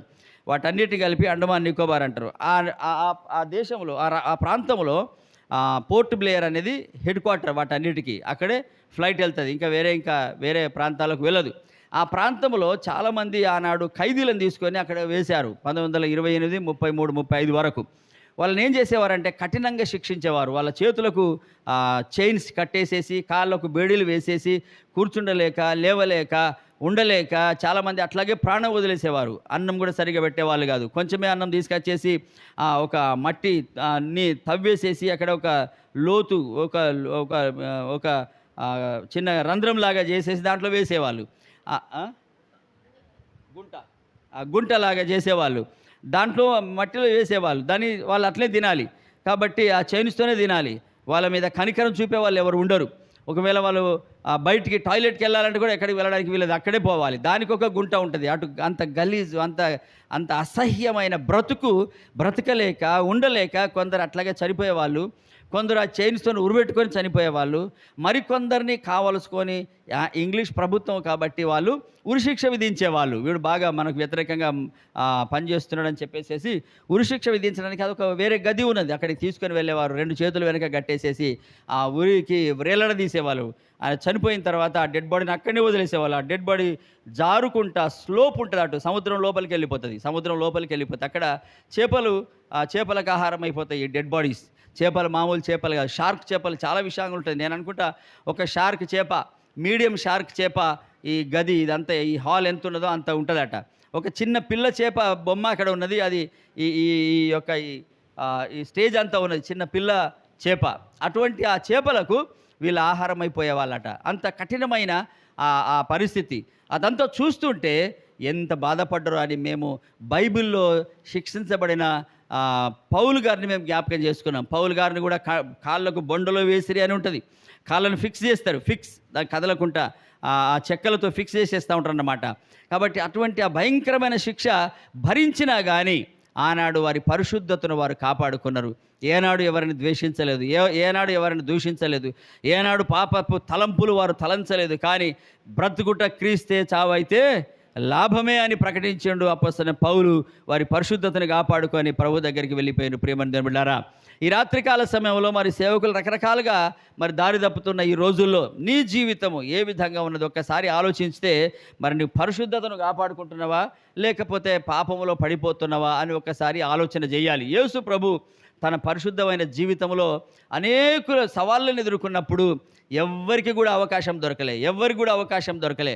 అట్లా నీవు కూడా నీ పరిశుద్ధతని కాపాడుకుంటే నీలో తప్పు వెతికే ప్రయత్నము చాలామంది నీ శత్రువులు చూడవచ్చు, కానీ ఎవరికి తప్పు దొరకదు. నీ జవాబు ఆటోమేటిక్గా అద్భుతంగా ఉంటుంది. నీవిచ్చే జవాబు వాళ్ళని ఆశ్చర్యపడే రీతిగా ఉంటుంది. నీవిచ్చే జవాబు వాళ్ళ నోళ్లను మూసివేసే రీతిగా ఉంటుంది మనం మన పరిశుద్ధతని కాపాడుకుంటే. బైబిల్లో చూస్తే పరిశుద్ధతను పోగొట్టుకున్న వాళ్ళు చాలామంది మనకు కనబడతా ఉంటారు. మనకు శాంసన్ కనబడతా ఉంటాడు, తర్వాత ఇంకా చాలామంది ఉంటారు.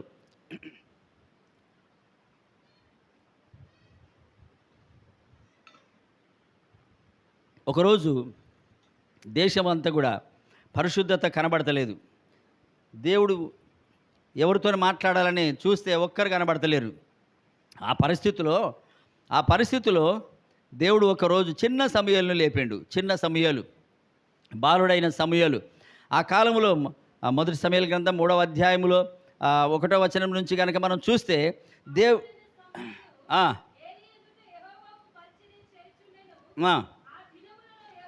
ఆ దినములలో యెహోవా వాక్కు ప్రత్యక్షమగుట అరుదు, ప్రత్యక్షము తరచుగా తటస్థించుట లేదు. ఓకే, అక్కడ మనం చూస్తే ఎందుకు ప్రత్యక్షత లేదు, ఎందుకు ఆ దేవుడు మాట్లాడలేకపోతున్నాడంటే పరిశుద్ధతను కాపాడుకునే వాళ్ళు లేరు. ఆ దినాల్లో యాజకుడు ఉన్నాడు చెప్పుకోవడానికి, ప్రధాన యాజకుడు ఉన్నాడు, లేవి ఆజానుబాహుడు, ఎత్తైన మనిషి, అద్భుతంగా ఉంటాడు, జ్ఞానం ఉన్నది, పాండిత్యం ఉన్నది, కానీ పరిశుద్ధత లేదు. ప్రియమైన దేవుని బిడ్డలారా, అంతేనా, వారి 2 కుమారులు హోఫ్ని ఫీనెహాసు ఉన్నారు. ఒక సేవకుని కుమారులు 2, కానీ పరిశుద్ధత లేదు. దేవుని వాక్యం చెప్తా ఉన్నది, వారు పాప బ్రతుకులో బ్రతుకుచుండిరి, వ్యభిచారము చేయుచుండిరి అని దేవుని వాక్యం చెప్తా ఉన్నది. ప్రియమైన దేవుని బిడ్డలారా, దానివల్ల ఏం జరిగిందనంటే, దానివల్ల దేశానికి నష్టం జరిగింది, ఆ దేశ ప్రజలకు నష్టం జరిగింది. అక్కడ ఉన్న మందసమును శత్రువులు ఎత్తుకొని పోయారు. అక్కడ ఉన్న మందసమును ఫిలిస్తీయులు తీసుకొని వెళ్ళిపోయారు. దాని కారణాన ఆ రోజు యుద్ధంలో ఇశ్రాయేలీయులు ఓడిపోయారు. దాని కారణాన ఆ యొక్క ఫీనెహాసు భార్య ఒక కుమారుని కంటున్న సమయంలో ఆమె అడుగుతూ ఉన్నది, యుద్ధంలో ఏం జరిగింది అని అంటే, అమ్మ యుద్ధంలో మన వాళ్ళు ఓడిపోయారని చెప్పి ఆమె వింటా ఉన్నది. ఇంకా ఏం జరిగింది అని అంటే, మీ మామగారు ఎత్తుకెత్తున్న మామగారు చాలా వృద్ధాప్యం వరకు దేవుని సేవకుడిగా ఆయన పిలువబడ్డాడు, కానీ ఆయన కూడా చనిపోయిండు, కుమారుడు చనిపోయిండు అని వార్త వినగానే ఆయన కూడా చనిపోయిండమ్మా అని చెప్పి వింటా ఉన్నది. ఇంకా ఏమైనా జరిగిందా అని అంటే, నీ భర్త కూడా యుద్ధంలో చనిపోయిండు. ఈ 3 విషయాలు వినేసరికి ఆ కుమారుని కంటూ ఆమె ప్రాణం విడిచిపెట్టింది. అక్కడ ఉన్న స్త్రీలు చెప్తా ఉన్నారు, అమ్మ ఇదిగో నీకు ఒక కుమారుడు పుట్టిండమ్మా, నీవు ధన్యురాలు అని ఎంతో సంబరపడే వార్తను తీసుకొచ్చినా కానీ ఆమె మాత్రం అంటుంది, అయ్యో దేశంలో నుంచి ప్రభావం వెళ్ళిపోయింది, నాకు పుట్టిన కుమారుని పేరు ఈకాబోదు పెట్టండి, ప్రభావము వెళ్ళిపోయాను. ప్రియమైన దేవుని బిడ్డలారా, మన దేశంలో కూడా ప్రభావం లేదు. భారతదేశంలో 150 కోట్ల జనాభా ఉన్నారు, కానీ ప్రభావము లేని జనాభా, ప్రభావము లేని సంఘాలు, ప్రభావము లేని విశ్వాసులు, ప్రభావము లేని సేవకులు. చెప్పడానికి చాలామంది సేవకులు ఉన్నారు, చెప్పుకోవడానికి చాలా సంఘాలు ఉన్నాయి, కానీ ప్రభావవంతమైన పరిచర్య జరుగుతలేదు. ఈ రాత్రి ప్రభు నిన్ను అడుగుతున్నాడు, ప్రభావవంతమైన పరిచర్య చేయడానికి నిన్ను పిలుస్తూ ఉన్నాడు. నీ దేశము నీ కొరకు ఎదురు చూస్తున్నది, నీ పరిశుద్ధమైన జీవితంను చూస్తూ ఉన్నది నీ దేశం. ఈ దేశం నేను పిలుస్తూ ఉన్నది. ప్రయాసపడి భారం మోసుకొనుచున్న సమస్త జనులారా నా యొద్దకు రండి అని చెప్పిన యేసయ్య స్వరం వినిపించడానికి నువ్వు ముందుకు ఈ రాత్రి వస్తావా? ఉత్తర భారతదేశంలో మనం చూస్తుంటే భయంకరమైన పరిస్థితులు. ఉత్తరప్రదేశ్లో 5,000 మంది సంఘాలు, విశ్వాసులు కలిగిన ఒక సంఘం ఉండే. ఆ సంఘస్థుడు ఒక ఆయన కరీంనగర్కి పనిచేయడానికి వచ్చిండు. ఆయన చెప్తా ఉండేవాడు, అయ్యా మా పాస్టర్ గారు చాలా మంచి వ్యక్తి, ఆయన చాలా అద్భుతమైన సేవ చేస్తాడు, 5,000 మంది కూడుకుంటాం మేము ఆదివారం అని చెప్పేవాడు. ఒకరోజు యోగి ఆదిత్యనాథ్ కొత్త రూల్ తీసుకొచ్చేసాడు, ఇండిపెండెంట్ చర్చెస్ ఉండడానికి వీల్లేదు, ఇలాంటి సంఘాలు ఉండడానికి వీల్లేదు, అందరినీ జైల్లో వేయండి పాస్టర్లు అని చెప్పారు. 5,000 మందిని నడిపించే పాస్టర్ జైలుకి వెళ్ళిపోయాడు. ఈరోజు 9 అన్న 9 ఈరోజు ఆ బ్రదర్ యొక్క చెల్లె పెళ్ళి మేము అక్కడ ఉండవలసింది. మేము ఆయన చెల్లె పెళ్ళికి మేము అక్కడ ఉండవలసింది. ఈరోజు ఆయన మమ్మల్ని ఇన్వైట్ చేశారు. అయ్యా మీరు బాగా హిందీ మాట్లాడతారు, మీరు రండి మా చెల్లి పెళ్ళికి రండి అని మమ్మల్ని చాలా ఒక 6 నెలల ముందే డేట్ ఫిక్స్ అయింది, రమ్మని చెప్పారు. కానీ ఈ లోపల పాస్టర్ గారు అరెస్ట్ అయ్యారు, జైల్లో వేయబడ్డారు. సంఘం అంతా చెల్లా చెదరైపోయింది, ఏం చేయాలో అర్థం కాని విషయం. క్రిస్మస్ వచ్చేసింది, క్రిస్మస్ రాగానే ఆరాధన బంద్ అయిపోయింది. కానీ ఏమైందో తెలుసా? క్రిస్మస్ రాగానే 5,000 మంది కూడుకునే ఆ చర్చ్ ఖాళీగా ఉన్నది. కానీ ఎక్కడెక్కడైతే ఏ ఊళ్ళ నుంచి వాళ్ళు వచ్చేవారో ఆయా ఊళ్ళలో వచ్చేవారందరూ కూడా అక్కడక్కడ ఆరాధన మొదలుపెట్టి 500 కంటే ఎక్కువ ఆరాధనలు జరిగినాయి క్రిస్మస్ రోజు. దేవుని స్తోత్రం కలుగునుగాక. 500 ఆరాధనల కంటే ఎక్కువ ఆరాధనలు జరిగినాయి. ఆయన మమ్మల్ని అడిగినప్పుడు మేము అన్నాం, అయ్యా మరి మేము ఎట్లా రావాలి, మీ పాస్టర్ గారు జైలు ఉన్నాడు కదా అంటే ఆయన అన్నాడు, అవును నిజమేనయ్యా, మీరు ప్రార్థన చేయండి, మీరు రావాల్సిందే కానీ ప్రార్థన చేయండి అని. ఒకవేళ మేము అట్లయినా మేము వస్తాం, మాకు ఇబ్బంది లేదు. ఒకవేళ జైలుకి పోతే నాకు జైల్లో అనుభవం ఉన్నది, 14 సంవత్సరాల జైల్లో అనుభవం ఉన్నది, ఖైదీలతో ఏం మాట్లాడాలో అనుభవం ఉన్నది, వారి కొరకు ప్రార్థన చేయడం నాకు తెలుసు. కాబట్టి ఆ ఉత్తరప్రదేశ్లో యోగి ఆదిత్యనాథ్ ఒకవేళ మమ్మల్ని కనుక అరెస్ట్ చేస్తే నో ప్రాబ్లం, నాకు హిందీ బాగా వచ్చు, ఆ గవర్నమెంట్ వాళ్ళతోని ఆ ఖైదీలతో కూడా నేను సువార్త చేస్తా, నాకు ఇబ్బంది లేని వస్తానంటే అప్పుడు ఆయన అన్నాడు, అయ్యా మీరు వచ్చినా కానీ ప్రార్థన చేసే అవకాశం లేదయ్యా అన్నారు. ఎందుకని మరి వాళ్ళ చెల్లి పెళ్ళి ఎట్లా చేస్తారు అంటే బౌద్ధ మతం విధానంలో పెళ్ళి చేసుకుంటున్నారట, బౌద్ధులు చేస్తూ ఉన్నారట వారి యొక్క చెల్లె పెళ్ళి. అక్కడ మీకు ప్రార్థనకు అవకాశం ఉండదయ్యా అన్నారు. సరేలే మేము ప్రార్థన చేసిన ప్రభా ఆ అబ్బాయి వాళ్ళ చెల్లె పెళ్ళి ఘనంగా జరిగించమని ప్రార్థన చేశాం, రేపు ఎల్లుండి కానీ మేము అడిగితే తెలుస్తుంది ఏం జరిగింది అనేది. కాబట్టి ఈ రాత్రి దేవుడు మాకు ఇచ్చిన ఈ రాత్రి నేనేమంటున్నా అంటే ఉత్తర భారతదేశంలో మిమ్మల్ని ఆహ్వానిస్తున్నది. మధ్యప్రదేశ్లో మొన్న ముఖ్యమంత్రి గారు, కొత్త ముఖ్యమంత్రి గారు వచ్చారు, ఆయన పేరు ఏదో ఉన్నది, విజయ్ ఏదో ఉన్నది, శివరాజ్ సింగ్ చౌహాన్ అని ఇంతకు ముందు ఉండేవారు. ఆయన ఉన్నంతకాలం కొంత మామూలుగా ఉండే, కానీ ఈయన వచ్చిన తర్వాతనే ముస్లిం మసీదుల మీదకి వెళ్ళి మైకులు తీసేసిండు. ఈయన వచ్చిన తర్వాతనే ఎవరైనా కన్వర్ట్ చేస్తే, పాస్టర్లు కానీ ఇంకెవరైనా ఇతర మతంలోనికి వెళితే, మరీ ముఖ్యంగా స్త్రీలను కనుక కన్వర్ట్ చేస్తే ఉరిశిక్ష అని ప్రకటించిండు ముఖ్యమంత్రి, మధ్యప్రదేశ్ ముఖ్యమంత్రి. అక్కడ చర్చెస్ అన్నీ ఆగిపోయినాయి, ఎక్కడెక్కడ క్లోజ్ అయిపోయినాయి. 40 మంది కేరళ రాష్ట్రానికి చెందిన పాస్టర్లు అక్కడ పనిచేస్తున్నారు. భోపాల్ పట్టణంలో నేను చూశాను 40 మంది కేరళ రాష్ట్రం సేవకులు అక్కడ ప్రార్థనలు గడుపుతాను. ఒక జిల్లాలో, భోపాల్ పక్కకే ఉంటుంది రాయసేన్ జిల్లా అని, ఒక జిల్లాలో మన దగ్గర ఒక మండలంలో 10 సంఘాలు ఉంటాయి కనీసం, మన తెలంగాణలో ఆంధ్రలో ఇంకెక్కువ ఉంటాయి, ఊరికో 10 సంఘాలు ఉంటాయి. అక్కడ ఒక జిల్లాలో ఒకే ఒక పాస్టర్ ఉంటాడు. ఆ పాస్టర్ గారు ప్రార్థన చేయడం మాత్రమే, అక్కడ ప్రకటించే అవకాశం లేదు. పక్క వాళ్ళకి ఆరోగ్యం బాగాలేకపోతే పాద్రీ సాహబ్ హమారేలీ ప్రార్థన కీజీ అని వస్తూ ఉంటారట, ప్రార్థన చేయించుకుంటారు, స్వస్థపడతారు, వెళ్ళిపోతూ ఉంటారు, అంతవరకే. ఇంకా వాళ్ళు మళ్ళీ రారట. ఆ విధంగా వాళ్ళు కష్టపడి సేవ చేస్తూ ఉంటే మాకు అనిపించింది, ఇంకెవరైనా మన తెలుగు వాళ్ళు ఉన్నారంటే మేము వెళ్ళాం. మాకు 3 రోజుల ప్రోగ్రాం పెట్టుకొని ఆ భారతదేశంలో సెంట్రల్ ప్లేస్ మధ్యప్రదేశ్ కదా, భారతదేశానికి సెంట్రల్ ప్లేస్ మధ్యప్రదేశే కాబట్టి దాన్ని మధ్యప్రదేశ్ అన్నారు. మధ్యప్రదేశ్ క్యాపిటల్ సిటీ భోపాల్ పట్టణం. ఆ భోపాల్ పట్టణంలో మేము ప్రార్థన చేద్దామని చెప్పేసి మేము ప్లాన్ చేసాం, కొన్ని నెలలు ప్రార్థన చేశాం. ఈ లోపల ఆ రాయసేన్ జిల్లా పాస్టర్ మాకు తెలుసు, పరిచయం. ఆయన, నేనున్న పాస్టర్ గారు మీరు రండి, ప్రార్థనకే కదా, అని చెప్పారు. ఈ లోపల మేము మా టికెట్లు బుక్ చేసుకున్నాం, కానీ ఈ లోపల వాళ్ళ అమ్మగారికి ఆరోగ్యం బాగాలేక, తల్లిగారికి ఆరోగ్యం బాగాలేక కేరళ వెళ్ళిపోయాడు. అరే మాకెవరు లేరే, ప్రభువును ప్రార్థన చేశాం. ప్రభువా మేము ఎట్లాగో వెళ్ళిపోతున్నాం కదా, మమ్మల్ని నీవు నడిపించు ప్రభు అని మేము ప్రార్థన చేశాం. ప్రభువును ప్రార్థన చేసిన తర్వాత అద్భుతంగా భోపాల్లో దిగిన తర్వాత మాకు తెలియని ఒక పాస్టర్, మేమెవరో ఆయనకు తెలియదు, ఆయన ఎవరో మాకు తెలియదు, మా గుర్తులు చెప్పాం. అయ్యా మీరు ఎట్లున్నారంటే, ఇదిగో నా వైట్ షర్టు, నా బ్లాక్ ప్యాంట్ ఇట్లున్నది, మాకు ఈ 3 లగేజీలు బ్యాగులు ఉన్నాయి, మేమిద్దరం జెంట్స్, 2 లేడీస్, మా పాస్టర్మ ఇంకొక కపుల్, మేము వెళ్ళాం, ఈ విధంగా ఉంటాం. ఆయన టీషర్ట్ మీద ఉన్నారు, పబ్లిక్కి సెపరేట్గా వేరుగా మేము నిలబడి ఉంటాం, పబ్లిక్లో ఉండం. ఈ విధంగా గుర్తులు చెప్పిన తర్వాత ఒక కారు చక్కగా వచ్చేసి మమ్మల్ని రిసీవ్ చేసుకున్నారు. చూస్తే మీరేనా పాస్టర్ గారు డేవిడ్ రాజు అంటే, అవును నేనే అని చెప్పి ఆయన మమ్మల్ని 3 రోజులు అద్భుతంగా పరిచర్యలో వాడుకున్నాడు. 1984వ సంవత్సరం అనుకుంటా, 1984వ సంవత్సరంలో నేను కాలేజ్ స్టూడెంట్ని. ఆ రోజుల్లో ఒక వార్త వచ్చింది, భారతదేశంలోని మధ్యప్రదేశ్ రాష్ట్రంలో భోపాల్ సిటీలో రాత్రి అందరూ పడుకున్నట్టే పడుకున్నారు, అందరూ పడుకున్నారు. కానీ పడుకున్న వాళ్ళు 1000 మంది, కొన్ని 1000 మంది ఉదయం లేవలేదు. వాళ్ళతో పాటు పశువులు, ఎడ్లు కానీ, గేదెలు కానీ, కుక్కలు, పిల్లులు, మేకలు, గొర్రెలు, పశువులన్నీ కూడా చనిపోయినాయి. ఎందుకనంటే అక్కడ ఒక గ్యాస్ లీకేజ్ అయింది.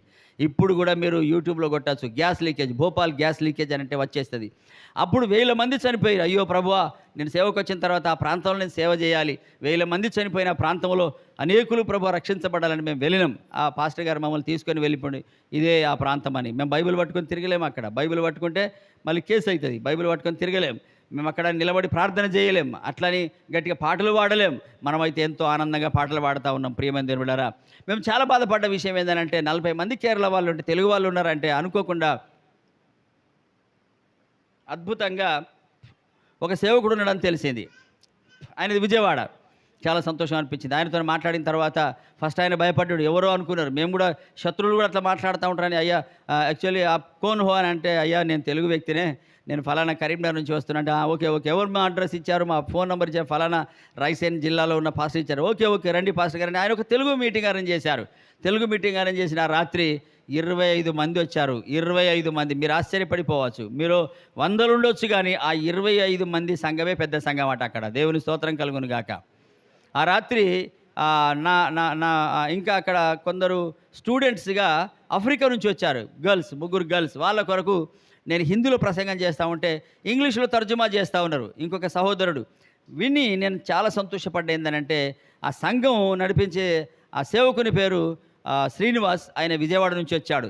నాకు ట్రాన్స్లేషన్ చేయడానికి వచ్చిన ఆ అబ్బాయి పేరు నేను మర్చిపోయిన, ఆ అబ్బాయి ఒంగోలు నుంచి వచ్చాడు. నాకు విచిత్రం అనిపించిన విషయం ఏంటంటే ఆంధ్రప్రదేశ్ వాళ్లకు, విజయవాడ కావచ్చు, ఒంగోలు కావచ్చు, ఇంకా ఆ ప్రాంతాల్లో ఉన్న వాళ్ళకు హిందీతో సంబంధం ఉండదు. మన తెలంగాణకు సంబంధం ఉంటుంది. మీరు వెళ్తే మీ ఖమ్మం డిస్టిక్ బార్డర్కి వెళ్తే భద్రాచలం పాత డిస్టిక్ వెళ్తే ఛత్తీస్గఢ్ వచ్చేస్తుంది. అటు మా దగ్గర నుంచి వెళ్తే మహారాష్ట్ర వచ్చేస్తుంది. ఇంకా మెదక్ నుంచి అటు హైదరాబాద్ నుంచి వెళ్తే అటు కర్ణాటక వచ్చేస్తుంది, మహారాష్ట్ర వచ్చేస్తుంది. హిందీతో మనకు సంబంధాలు ఉంటాయి తెలంగాణ ప్రాంత వాసులకు. కానీ తెలంగాణ నుంచి ఒక్క సేవకుడు అంటే ఒక సేవకుడు లేడు. నాకు చాలా బాధ వేసింది. అరే ఎంత పని అయిపోయింది, మన ప్రాంతంలో సమర్పించుకునే వాళ్ళు లేరు. ఇంకో మాటలో చెప్పాలంటే పరిశుద్ధతను కాపాడుకునే వాళ్ళు లేరు. ఎందుకు ఈ మాట అంటున్నానంటే, పరిశుద్ధతను కాపాడుకునే వారికి ఆత్మల భారం ఉంటుంది, ఆత్మల భారం. యేసు ప్రభు కూడా ఆత్మలు చూసి కనికరపడ్డడం దేవుని వాక్యం చెప్తా ఉన్నది. మత్తయి సువార్త 9వ అధ్యాయములో ఆ మాట ఉంటుంది, 35, 36 వచనం అనుకుంటా. ఒకసారి చూసి చదవండి. మత్తయి సువార్త 9వ అధ్యాయం.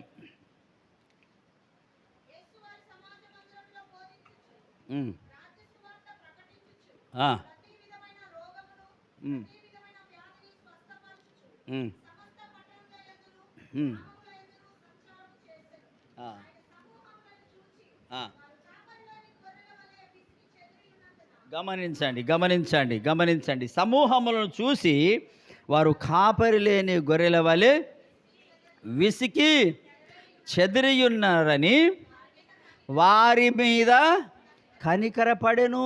చూడండి, యేసు ప్రభువుకున్న మనసు ఏంటిదనంటే కనికర హృదయం. అసలు ఆ కనికర హృదయం అనేది మనకుంటే అసలు మనకు నిద్ర పట్టదు. రాత్రి నశించిపోతున్న ప్రజల గురించిన భారం మనకు కలుగుతుంది. అరే నా దేశ ప్రజలు నశించిపోతూ ఉన్నారు, నా రాష్ట్ర ప్రజలు నశించిపోతూ ఉన్నారు, స్టూడెంట్స్ నశించిపోతూ ఉన్నారు, హై స్కూల్ స్టూడెంట్స్ నశించిపోతూ ఉన్నారు, చిన్న విద్యార్థులు ఫోన్లకు బానిసలైపోతూ ఉన్నారు, ఈ ఫోన్లకు బానిసలైపోయి మెంటల్గా పిచ్చెక్కిపోతూ ఉన్నారు. అంతేనా, డ్రగ్స్కి బానిసలైపోతూ ఉన్నారు, సిగరెట్లకు బానిసలైపోతూ ఉన్నారు, త్రాగుడుకు బానిసలైపోతూ ఉన్నారు. తల్లిదండ్రికి అర్థం అవుతలేదు. వారి పిల్లలు ఏదో బాగానే ఉంటున్నారని అనుకుంటున్నారు, కానీ వారికి తెలిసేంతవరకు చాలా లేట్ అయిపోతూ ఉన్నది. ప్రియమైన దేవుని బిడ్డలారా, చాలా లేట్ అయిపోతూ ఉన్నది. మరి మనం ఏం చేయగలం అనంటే, సువార్త ప్రకటించే పరిస్థితులు మారిపోయాయి. 1988వ సంవత్సరంలో నేను సేవకు వచ్చాను. 1988వ సంవత్సరంలో నేను సేవకు వచ్చినప్పుడు అప్పుడు గ్రామాల్లో పాటలు పాడుకుంటూ వెళ్తే ఎవ్వరు కూడా వద్దనేవారు కాదు. అందరూ వినేవాళ్ళు. పత్రికలు పంచితే వద్దనేవారు కాదు, అందరూ వినేవాళ్ళు. అంతేకాదు, ఒకసారి కొత్త నిబంధన ప్రేమ్ సందేశ్ అని ఒక కొత్త నిబంధన వచ్చింది. మన కొత్త నిబంధన, అంతకుముందు కొత్త నిబంధన అనే పేరుతో వచ్చేది, కొంతకాలం ప్రేమ సందేశం అనే పేరుతో వచ్చింది. ప్రేమ సందేశం. ఆ కొత్త నిబంధనలు నేను కొన్ని తీసుకున్నా, ఉచితమే, ఫ్రీయే. కానీ నాకు అనిపించింది, ఇది ఉచితంగా ఇస్తే ఎవరు తీసుకోరు కదా అని చెప్పేసేసి ఒక రోడ్డు మీద కొన్ని కొత్త నిబంధనలు పట్టుకొని నేను పంచడం మొదలుపెట్టినా. పంచుతూ నేను ఏమన్నా అంటే, సార్ ఇది చాలా మంచి పుస్తకం, దీనికి ₹1 సార్ అని చెప్పిన. ఆ ₹1 కదా అని చెప్పేసి టక్కన ₹1 తీసేసి హెడ్డింగ్ చూసేసరికి ఏమున్నది, ప్రేమ సందేశం. దీంట్లో ఏదో ప్రేమ గురించి ఉంటుంది అని వాడు అనుకొని కొనుక్కున్న తర్వాత వానబడి ఇంకా 2-3కి చెప్పిండు, అరే ఆడ ప్రేమ సందేశం పుస్తకం ఉన్నదరా అని చెప్పేసేసి ఇక లైన్ కట్టిన పుస్తకం అన్నీ అయిపోయినాయి. అంతకుముందు నేను కొత్త నిబంధన, ఇది బైబిల్ పుస్తకం అంటే ఎవరు తీసుకోకపోయేది. ఇప్పుడు ₹1 పెట్టినా కానీ ప్రేమ సందేశం అనే పేరుతో అది వచ్చినందుకు చాలామంది కొనుక్కున్నారు, అన్నీ అయిపోయినాయి. ప్రియమైన దేవుని బిడ్డలారా, ఏదో ఒక రకంగా దేవుని యొక్క వాక్యం చేరాలనే ఒక తాపత్రయం ఎవరికి ఉంటుందంటే, యేసు ప్రభు మనసు ఉన్న వారికి. దేవుని స్తోత్రం కలుగునుగాక. ఏ విధంగానైనా దేవుని వాక్యం చెప్పాలి, ఇతరులకు చెప్పాలి, ప్రభువులు నడిపించాలి. మరి ఇప్పుడు ఏం చేద్దాం? ప్రకటించే పరిస్థితి లేదు, కేసులు అవుతా ఉన్నాయి. నువ్వు ప్రార్థన చేయి, మోకరించు. యేసు ప్రభుకున్న ఒక అలవాటు దేవుని వాక్యంలో ఏముండదంటే, ఆయన అలవాటు చొప్పున కొండ మీదికి వెళ్ళను. ఆయనకున్న అలవాటు ఏంటిదంటే, పెందల కడనే లేచి ప్రార్థనకు వెళ్ళుచుండెను. ఆయనకున్న అలవాటు ఏందనంటే, శిక్ష రాబోతుంది, శిలువ శిక్షకు వెళ్ళబోతున్నాడు, కానీ కొండ మీదకి వెళ్ళి ప్రార్థన చేస్తూ మీరు కూడా ఇక్కడ ఉండండి, మెలకుతో ఉండండి అని చెప్పి శిష్యులకు చెప్పిండు. కానీ ఆయన వెళ్ళి మళ్ళీ ప్రార్థన చేస్తూ ఉన్నాడు. ప్రియమైన దేవుని బిడ్డలారా, యేసు ప్రభు మనసు కనుక మనకుంటే మనం ఊరుకోలేం. ఏం చేయకపోయినా కనీసం మోకరించి ప్రభుని అడుగుతాం, రాత్రంతా అడుగుతాం, ప్రార్థన చేస్తాం. నా అవసరం ఇది ప్రభువా, నా ప్రజలు రక్షించబడాలి అని మనం కేకలేస్తాం. ప్రభు దగ్గర మనం అడుగుతాం. ప్రభు దగ్గర అడిగినప్పుడు ప్రభు మనతో మాట్లాడతాడు, మనల్ని వాడుకోవడం మొదలు పెడతాడు. చాలా సంవత్సరాల కిందట బ్రిటిష్ పీరియడ్లో పంజాబ్ రాష్ట్రంలో ప్రార్థన పరుడైన హైడ్ అనే ఒక ప్రార్థన పరుడు ఉండేవాడు. హైడ్ అనే ఆయన చాలా బలహీనుడు. ఆయన చెవులు సరిగ్గా వినబడవు, చెవుడు, తర్వాత స్పష్టంగా మాట్లాడలేడు కూడా. కాబట్టి ఆయన బాగా ప్రార్థన చేసేవాడు. ఇంకా ఆయనకు ఇంకొక పేరు ఉండేది ఏంటిదనంటే, ఒంటె మోకాళ్ళు కలిగిన హైడ్ అని చెప్పేవారు అని ఆ పుస్తకాల్లో మనం చూస్తూ ఉంటాం. ఆ హైడ్ గారిని ఒకరోజు, అయ్యా మీరు వాక్యం చెప్పాలి అని అన్నారట. ఓ సభవారు మీటింగ్స్ ఏర్పాటు చేసి, మీరు వాక్యం చెప్పండి అంటే, ఆయనకు వాక్యం చెప్పడం పెద్దగా అలవాటు లేదు. ఆయనకున్న ఒకే ఒక అలవాటు ఏంటిది, ప్రార్థన చేయడం మాత్రమే. ప్రియమైన దేవుని బిడ్డలారా, ఆ రోజు ఆయనను తీసుకొని వెళ్ళారట. ప్రార్థన పరుడైన హైడ్ని మీటింగ్కి తీసుకొని వెళ్తే ఆయన ప్రసంగం మొదలుపెట్టలే, పాట అసలే మొదలుపెట్టలే. మేము అక్కడక్కడ చూస్తూ ఉన్నాం, కొందరు చాలా పాటలు పాడతారు, బాగానే ఉన్నది, చాలా పాటలు పాడితే మంచి స్వరం ఉన్నది, బాగానే ఉన్నది, కానీ నీ ప్రార్థన జీవితం ఏంటిది, నీ సంగతి ఏంటిది, ఆత్మల భారం ఏంటిది, అది కావాల్సిన రోజు ఇది. కాబట్టి ఆ ప్రార్థన పరుడైన హైడ్ ఆయన మైకి తీసుకొని మొదలుపెట్టిండట.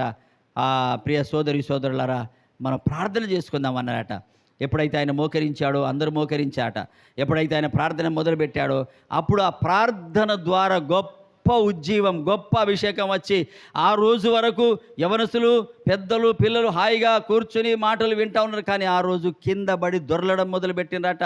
అయ్యో నేను పాపిని, నాలో పాపం ఉన్నది, నా పాపమును బట్టి నేను వాడబడతలేను, నా పాపమును బట్టి నేను దీవించబడతలేను అని కేకలు వేస్తూ కింద పడి దొర్లడం మొదలుపెట్టినట. ప్రియమైన దేవుని బిడ్డలారా, పశ్చాత్తాప మనసు వారికి కలగడం మొదలైంది. కారణం ఏంటంటే, ప్రార్థన జీవితం కలిగిన హైడ్ మాట్లాడుతూ ఉన్నాడు. ఈరోజు కనుక నువ్వు ప్రార్థన జీవితం కలిగి ఉంటే ఆ నశించే ఆత్మల పట్ల కనికరపడే ఆత్మ నీ లోపలికి వచ్చేస్తుంది. యేసు ప్రభుకున్న మనసు ఏంటంటే కనికరముతో నింపబడ్డాడు. ఉత్తర భారతంలో నశించిపోతూ ఉన్న పట్ల ఎందుకు నువ్వు వెళ్ళకూడదు, ఎందుకు నువ్వు అక్కడికి వెళ్ళి నేర్చుకోకూడదు? ఎందుకంటున్నా అంటే, నాకు ట్రాన్స్లేషన్ చేసి అతను ఒంగోలుకి తెలుగు వాళ్ళకు హిందీ చాలా దూరం. కాబట్టి నేను ఆయన అడిగాను, బాబు మరి నువ్వు ఎట్లా హిందీ నేర్చుకున్నావు ఇక్కడ అంటే, వాళ్ళ డాడీ సేవకుడు. ఆ సేవకుడు అన్నాడట, బిడ్డ, కుమారుడా, నువ్వు నా తర్వాత సేవ చేయవచ్చు ఈ ఒంగోలులో, కానీ అది కాదు మన దర్శనం, అది కాదు మన పిలుపు. నువ్వు ఎక్కడైతే సువార్త లేదో అక్కడ ప్రకటించాలని అపొస్తలుడైన పౌలు అన్నాడు. కాబట్టి నువ్వు సువార్త లేని చోటికి వెళ్ళు నాయన, నువ్వు నార్త్ ఇండియాకి వెళ్ళు అని వాళ్ళ తండ్రి ప్రోత్సహించాడట. డాడీ నాకు హిందీ రాదు, అసలే నాకు ఇంగ్లీష్ తెలుగు మాత్రమే వచ్చు, నేను ఎట్లా వెళ్ళాలంటే, లేదు నాయన దేవుడు తప్పకుండా సహాయం చేస్తాడు. ఏ దేవుడిని అయితే మనం నమ్మామో ఆ దేవుడు జీవం కలిగిన దేవుడు, ప్రభు తప్పక నీకు సహాయం చేస్తాడని తండ్రి ప్రోత్సహించడంతో బాగా ఆలోచించాడట. బాగా ప్రార్థన చేశాడు, నేను ఏం చేయాలి ప్రభు అని. అప్పటికి బీటెక్ అయిపోయింది. బాగా ప్రార్థన చేస్తూ ఉంటే ప్రభు ఆయనతో మాట్లాడడం మొదలుపెట్టాడు. ఎంటెక్ చేయాలి, నెక్స్ట్ ఎంటెక్ ఎక్కడ చేయాలి, ఎక్కడైనా చేయొచ్చు, భారతదేశంలో ఎక్కడైనా చేయొచ్చు. నువ్వు పోస్ట్ గ్రాడ్యుయేషన్ ఎక్కడైనా చేయొచ్చు, ఎనీ గ్రాడ్యుయేషన్ నువ్వు ఎనీ యూనివర్సిటీలో చేయొచ్చు. ఇండియాలో 15% రిజర్వేషన్ ఉంటుంది అవుట్ స్టేట్ వాళ్ళకు ప్రతి యూనివర్సిటీలో. కాబట్టి ఆయన భోపాల్ యూనివర్సిటీకి అప్లై చేసుకున్నాడు. భోపాల్ యూనివర్సిటీకి ఏదైతే 15% రిజర్వేషన్ ఉందో దాంట్లో ఈయన అవుట్ సైడర్గా ఈయనకి సీట్ వచ్చేసింది ఎంటెక్లో. 2 సంవత్సరాలు అక్కడ ఉండి ఎంటెక్ నేర్చుకున్నాడు. ఈ 2 సంవత్సరాల్లో అక్కడ ఉన్న వాళ్ళంతా 85% హిందీ మాట్లాడే వాళ్ళే. 85%. ఇంకా చెప్పాలంటే ఈ 15%లో కూడా కొందరు హిందీ వాళ్ళే వచ్చి ఉంటారు. వేరే స్టేట్, ఒడిశా కానీ, బెంగాల్ కానీ, గుజరాత్ కానీ, రాజస్థాన్ కానీ, ఉత్తరప్రదేశ్ కానీ, చుట్టుపక్కల వాళ్ళ నుంచి మాట్లాడేవాళ్ళు 95% హిందీ మాట్లాడేవాళ్ళట. ఒక 5% ఎవరో ఒకరు ఈయనలాగా ఆ తెలుగు మాట్లాడేవారు, లేకపోతే వేరే భాష మాట్లాడేవారు. ఆ 95%లో ఉన్నందుకు ఆ ప్రజలందరూ, ఆ స్టూడెంట్స్ అందరితో కలిసిమెలిసి ఉన్నందుకు 2 సంవత్సరాల్లో చక్కగా అనర్గళంగా హిందీ నేర్చుకున్నాడు. దేవుని స్తోత్రం కలుగును గాక. ఆయనకున్న భారము, ఆయనకున్న మనసు ఏంటిదనంటే కనికర మనసు. ఇక్కడి ప్రజలకు నేను సువార్త చేయాలని చెప్పేసి ఆ భోపాల్లో ఆ 2 సంవత్సరాలు అయిన తర్వాత నాన్నకు చెప్పినాడు, నాన్న నాకు హిందీ వచ్చేసింది, నువ్వు చెప్పినట్టుగానే నేను ఇక్కడే ఉండి నేను సేవ చేస్తా అని అక్కడ రహస్యంగా సేవ చేస్తూ ఉన్నాడు. బహిరంగంగా సేవ చేయడానికి వీల్లేదు. ఆయనకు సంఘం ఉన్నదట చిన్నగా. నాకు చాలా మనసంతా పులకించిపోయింది, సంతోషపడ్డా నేను. అరే తెలుగు వాళ్ళే కదా, తెలంగాణలో నుంచి లేకపోయినా తెలుగు వాళ్ళే కదా అద్భుతంగా కష్టపడి సేవ చేస్తున్నారు. ఆ రాత్రి వాళ్ళ కొరకు నేను ప్రార్థన చేసిన. వాళ్ళు మాతో కాంటాక్ట్లో ఉన్నారు. మాకు ఒక హిందీ ఫెలోషిప్ని నేను స్టార్ట్ చేసిన. భారతదేశంలో చాలా రాష్ట్రాల నుంచి దాంట్లో ఉంటారు. తెలంగాణ రాష్ట్రంలో ఉన్న వాళ్ళు ఇక్కడ ఒకవేళ మీరు తెలుగు హిందీ రాష్ట్రం నుంచి వచ్చిన వారు అయ్యి ఉండి కానీ లేక తెలుగు సౌత్ ఇండియన్ కాక వేరే మరాఠీ కానీ ఇంకా గుజరాతీ కానీ ఎనీ లాంగ్వేజ్లో ఉన్న వాళ్ళైతే దాంట్లో మీరు జాయిన్ కావచ్చు. అదొక ఫెలోషిప్. ఆ ఫెలోషిప్లో ఉన్న వాళ్ళ దగ్గరికి 2 నెలలకు ఒకసారి మేము వెళ్ళి ప్రార్థన నడిపిస్తూ ఉంటాం. అక్కడ హిందీలోనే ప్రార్థన చేయాలి. ఎందుకు హిందీలో ప్రార్థన చేయాలి అని అంటే, మా కరీంనగర్ జిల్లా గురించి నేను మాట్లాడతా. అక్కడ చాలామంది ఛత్తీస్గఢ్ నుంచి, ఒడిశా నుంచి, బీహార్ నుంచి పనులకు వస్తూ ఉంటారు. మరి పనులకు వస్తే యేసు ప్రభువుని నమ్ముకుంటున్నారంటే ఎవరు నమ్ముకుంటలేరు. ఎవరు చర్చికి వస్తలేరు. ఎందుకు వస్తలేరు? ఒకటేమో హిందీ మాట్లాడే పాస్టర్లు లేరు. మరి నేనున్నా కదా, నాలాగే చాలామంది ఉన్నారు. మా దగ్గర కనీసం కరీంనగర్ పాత జిల్లాలో 20 మంది 30 మంది దాకా వెళ్తారు పాస్టర్లు. కానీ ఎవరి దగ్గర కూడా హిందీ వాళ్ళు లేరు. నేను ప్రార్థన చేస్తూ ఉన్నా భారంతో, నాకు ప్రభా హిందీ వాళ్ళని నడిపించు అంటే ఒక ఒడిశా ఫ్యామిలీ వస్తూ ఉంటుంది మా దగ్గరికి. ఆ ఒడిశా ఫ్యామిలీ వాళ్ళ పేరు ఏంటంటే ముర్ము ఫ్యామిలీ. ఏది మన భారతదేశ రాష్ట్రపతి గారి యొక్క ఫ్యామిలీ. వాళ్ళది అక్కడే, వాళ్ళ ఊరు పక్కకేనట మన రాష్ట్రపతి గారి ఊరు. మనసులో చాలా సంతోషం అనిపించింది. ఆ ముర్ము గారు మా దగ్గరికి అప్పుడప్పుడు వస్తూ ఉంటారు. తర్వాత ఈ ఉత్తరప్రదేశ్ ఆయన అప్పుడప్పుడు వస్తూ ఉంటారు. వీళ్ళందరినీ కూడా దాంట్లో కలిపాను. ఒక ఆయన గోదావరి ఖండంలో ఉంటాడు, ఆయన ఒడిశా నుంచి వచ్చాడు. ఓ రోజు నేను ఆయనతో మాట్లాడుతూ ఉన్నా, ఒడిశా కాబట్టి హిందీలో మాట్లాడుతూ ఉన్నా. హిందీలో మాట్లాడిన తర్వాత ఆయన అన్నాడు, సార్ మీరు నాకు తెలుసు, ఒకరోజు ఒక మీటింగ్లో నేను మిమ్మల్ని చూశాను, చాలా సంతోషం అని ఆయనను కూడా జాయిన్ చేశాం. అట్లా మేము దాన్ని ఎందుకు జాయిన్ చేస్తున్నామంటే హిందీలో ప్రార్థన చేయాలి. ఎందుకు హిందీలో ప్రార్థన చేయాలి? హిందీ మనుషులకు హిందీ అర్థమవుతుంది కదా, హిందీ మనుషులకు హిందీ అర్థమవుతుంది కదా, తెలుగు మాట్లాడితే అర్థమవుతుందా? కాదు. కాబట్టి మరి వాళ్ళ లోపల ఉన్న దయ్యాలకు అర్థం కావాలంటే ఏ భాష మాట్లాడాలి చెప్పండి? హిందీలోనే కదా. ప్రార్థన ఇప్పుడు ఏ భాషలో చేయాలి? హిందీలో చేయాలి. వాళ్ళ లోపల దయ్యాలు శైతాన్ యేసుకే నామ్ సే నికల్ జా అని చెప్పాలి. హిందీలో చెప్తే వాళ్ళ దయ్యాలకు అర్థమై, బాబు ఈయన ఏమో మమ్మల్ని గద్దిస్తున్నాయి, వాళ్ళకి అర్థం యేసు నామంలో వెళ్ళిపో దయ్యం అంటే క్యా బాత్ కర్రే భయ్యా అంటే దయ్యం. కాబట్టి ఆ ఉద్దేశంతో పాస్టర్లందరినీ కలుపుకొని విశ్వాసులైనా సరే మనం హిందీలో ప్రార్థన చేద్దాం. హిందీ దయ్యాలను మనం తరిమి కొడదాం, హిందీ ప్రజలను రప్పిద్దాం, హిందీ దయ్యాలను తరిమి కొడదామని ఒక ఉద్యమాన్ని మేము ప్రారంభించాం. దేవుని స్తోత్రం కలుగును గాక. మీరు కూడా నేర్చుకోండి హిందీ. మీరు కూడా ఉత్తరప్రదేశ్ వెళ్ళండి, మీరు కూడా మధ్యప్రదేశ్ వెళ్ళండి, మీరు హర్యానాకు వెళ్ళండి. మాకు తెలిసిన వాళ్ళు ఉన్నారు. అన్నకు తెలిసిన ఆయన ఉన్నాడు, ఆయన యేసుదాస్ అని ఆర్మీలో రిటైర్డ్. ఆయన ఉద్యోగం చేస్తూ పెద్ద స్కూల్ కట్టిండు. మేము వెళ్ళాం. సహారన్పూర్ అని, అటు ఉత్తరాఖండ్కి ఉత్తరప్రదేశ్కి మధ్య బార్డర్ ఉంటుంది. ఆ బార్డర్లో పెద్ద హై స్కూల్ నడిపిస్తూ ఉన్నాడు. ఒకవేళ మీకు కనీసం ఎడ్యుకేషన్ ఉంటే, కొంచెం ఇంగ్లీష్ తెలిసి ఉంటే, హిందీ రాకపోయినా పర్వాలేదు, అక్కడికి వెళ్ళి ఆయన స్కూల్లో పని చేయవచ్చు. మీరు ఆయన స్కూల్లో పని చేసుకుంటూ శాలరీ తీసుకుంటూ దేవుని సేవ చేయొచ్చు ఉత్తరప్రదేశ్లో. ఇంకా కావాలంటే భోపాల్లో మాకు తెలిసిన ఒక ప్రిన్సిపల్ గారు, పాస్టమ్మ వల్ల ఆ చిన్నమ్మ కొడుకు పెళ్ళి ఉండే, ఆ కొడుకు పెళ్ళికి మేము వెళ్ళాం. అక్కడ పోయిన నెలలో వెళ్తే ఆ కొడుకు వీళ్ళ తమ్ముడు చేసుకున్న ఆ అమ్మాయి డాడీ ఆయన మధ్యప్రదేశ్‌లోని భోపాల్‌కే బైబిల్ కాలేజ్ ప్రిన్సిపల్‌గా ట్రాన్స్‌ఫర్ అయ్యి వెళ్ళిపోయిండు. మాకెవరు లేరు అనుకున్నాం కానీ మేము వెళ్ళేసరికి ఆయన జస్ట్ 4 రోజులైంది. అక్కడే ఉన్నారు. అప్పుడు ఆయన అన్నాడు, "మీరు ఎప్పుడైనా రండి మా దగ్గరికి. ఎవరైనా స్టూడెంట్స్ ఉంటే పంపించండి" అని అన్నారు. కొంత ఖర్చు ఉంటది, కొంత ఫీజు ఉంటది. అక్కడ హిందీ నేర్చుకునే అవకాశం ఉంటది. ఇంగ్లీష్‌లోనే ఉంటది బైబిల్ ట్రైనింగ్ కానీ హిందీ నేర్చుకునే అవకాశం ఉన్నది. భోపాల్‌లో ఉన్నది బైబిల్ కాలేజ్. మేము వెళ్ళినప్పుడు దేవుని కృప ఎంత గొప్పదనంటే, మేము వెళ్తే వాళ్ళ ఇన్‌స్టిట్యూట్‌లో మాకు గెస్ట్ రూమ్ ఇచ్చారు. ఆ ఇన్‌స్టిట్యూట్‌లో గెస్ట్ రూమ్ ఇచ్చారు. మేము బాగానే ఉన్నాం. కానీ ఆయన లేడు. సిక్ అయిపోయాడు. వెళ్ళగానే తట్టుకోలేక, ఆ ఎండను తట్టుకోలేక సిక్ అయిపోతే మేము ఫోన్ చేస్తే, "అయ్యా నేను ఇంకో 2, 3 రోజుల దాకా డిశ్చార్జ్ అయ్యే అవకాశం లేదన్నాడు." అరే! మరుసటి రోజు మేము మళ్ళీ తిరిగి వచ్చేస్తాం. ఒకరోజు, రెండో రోజు మేము భోపాల్ సిటీలో తిరగాలి. మూడో రోజు కూడా ఆ భోపాల్ ప్రాంతంలో సేవ చేయాలని చెప్పేసేసి, ఆయన రాడు కదా అని చెప్పేసేసి మేము వెళ్ళినాం.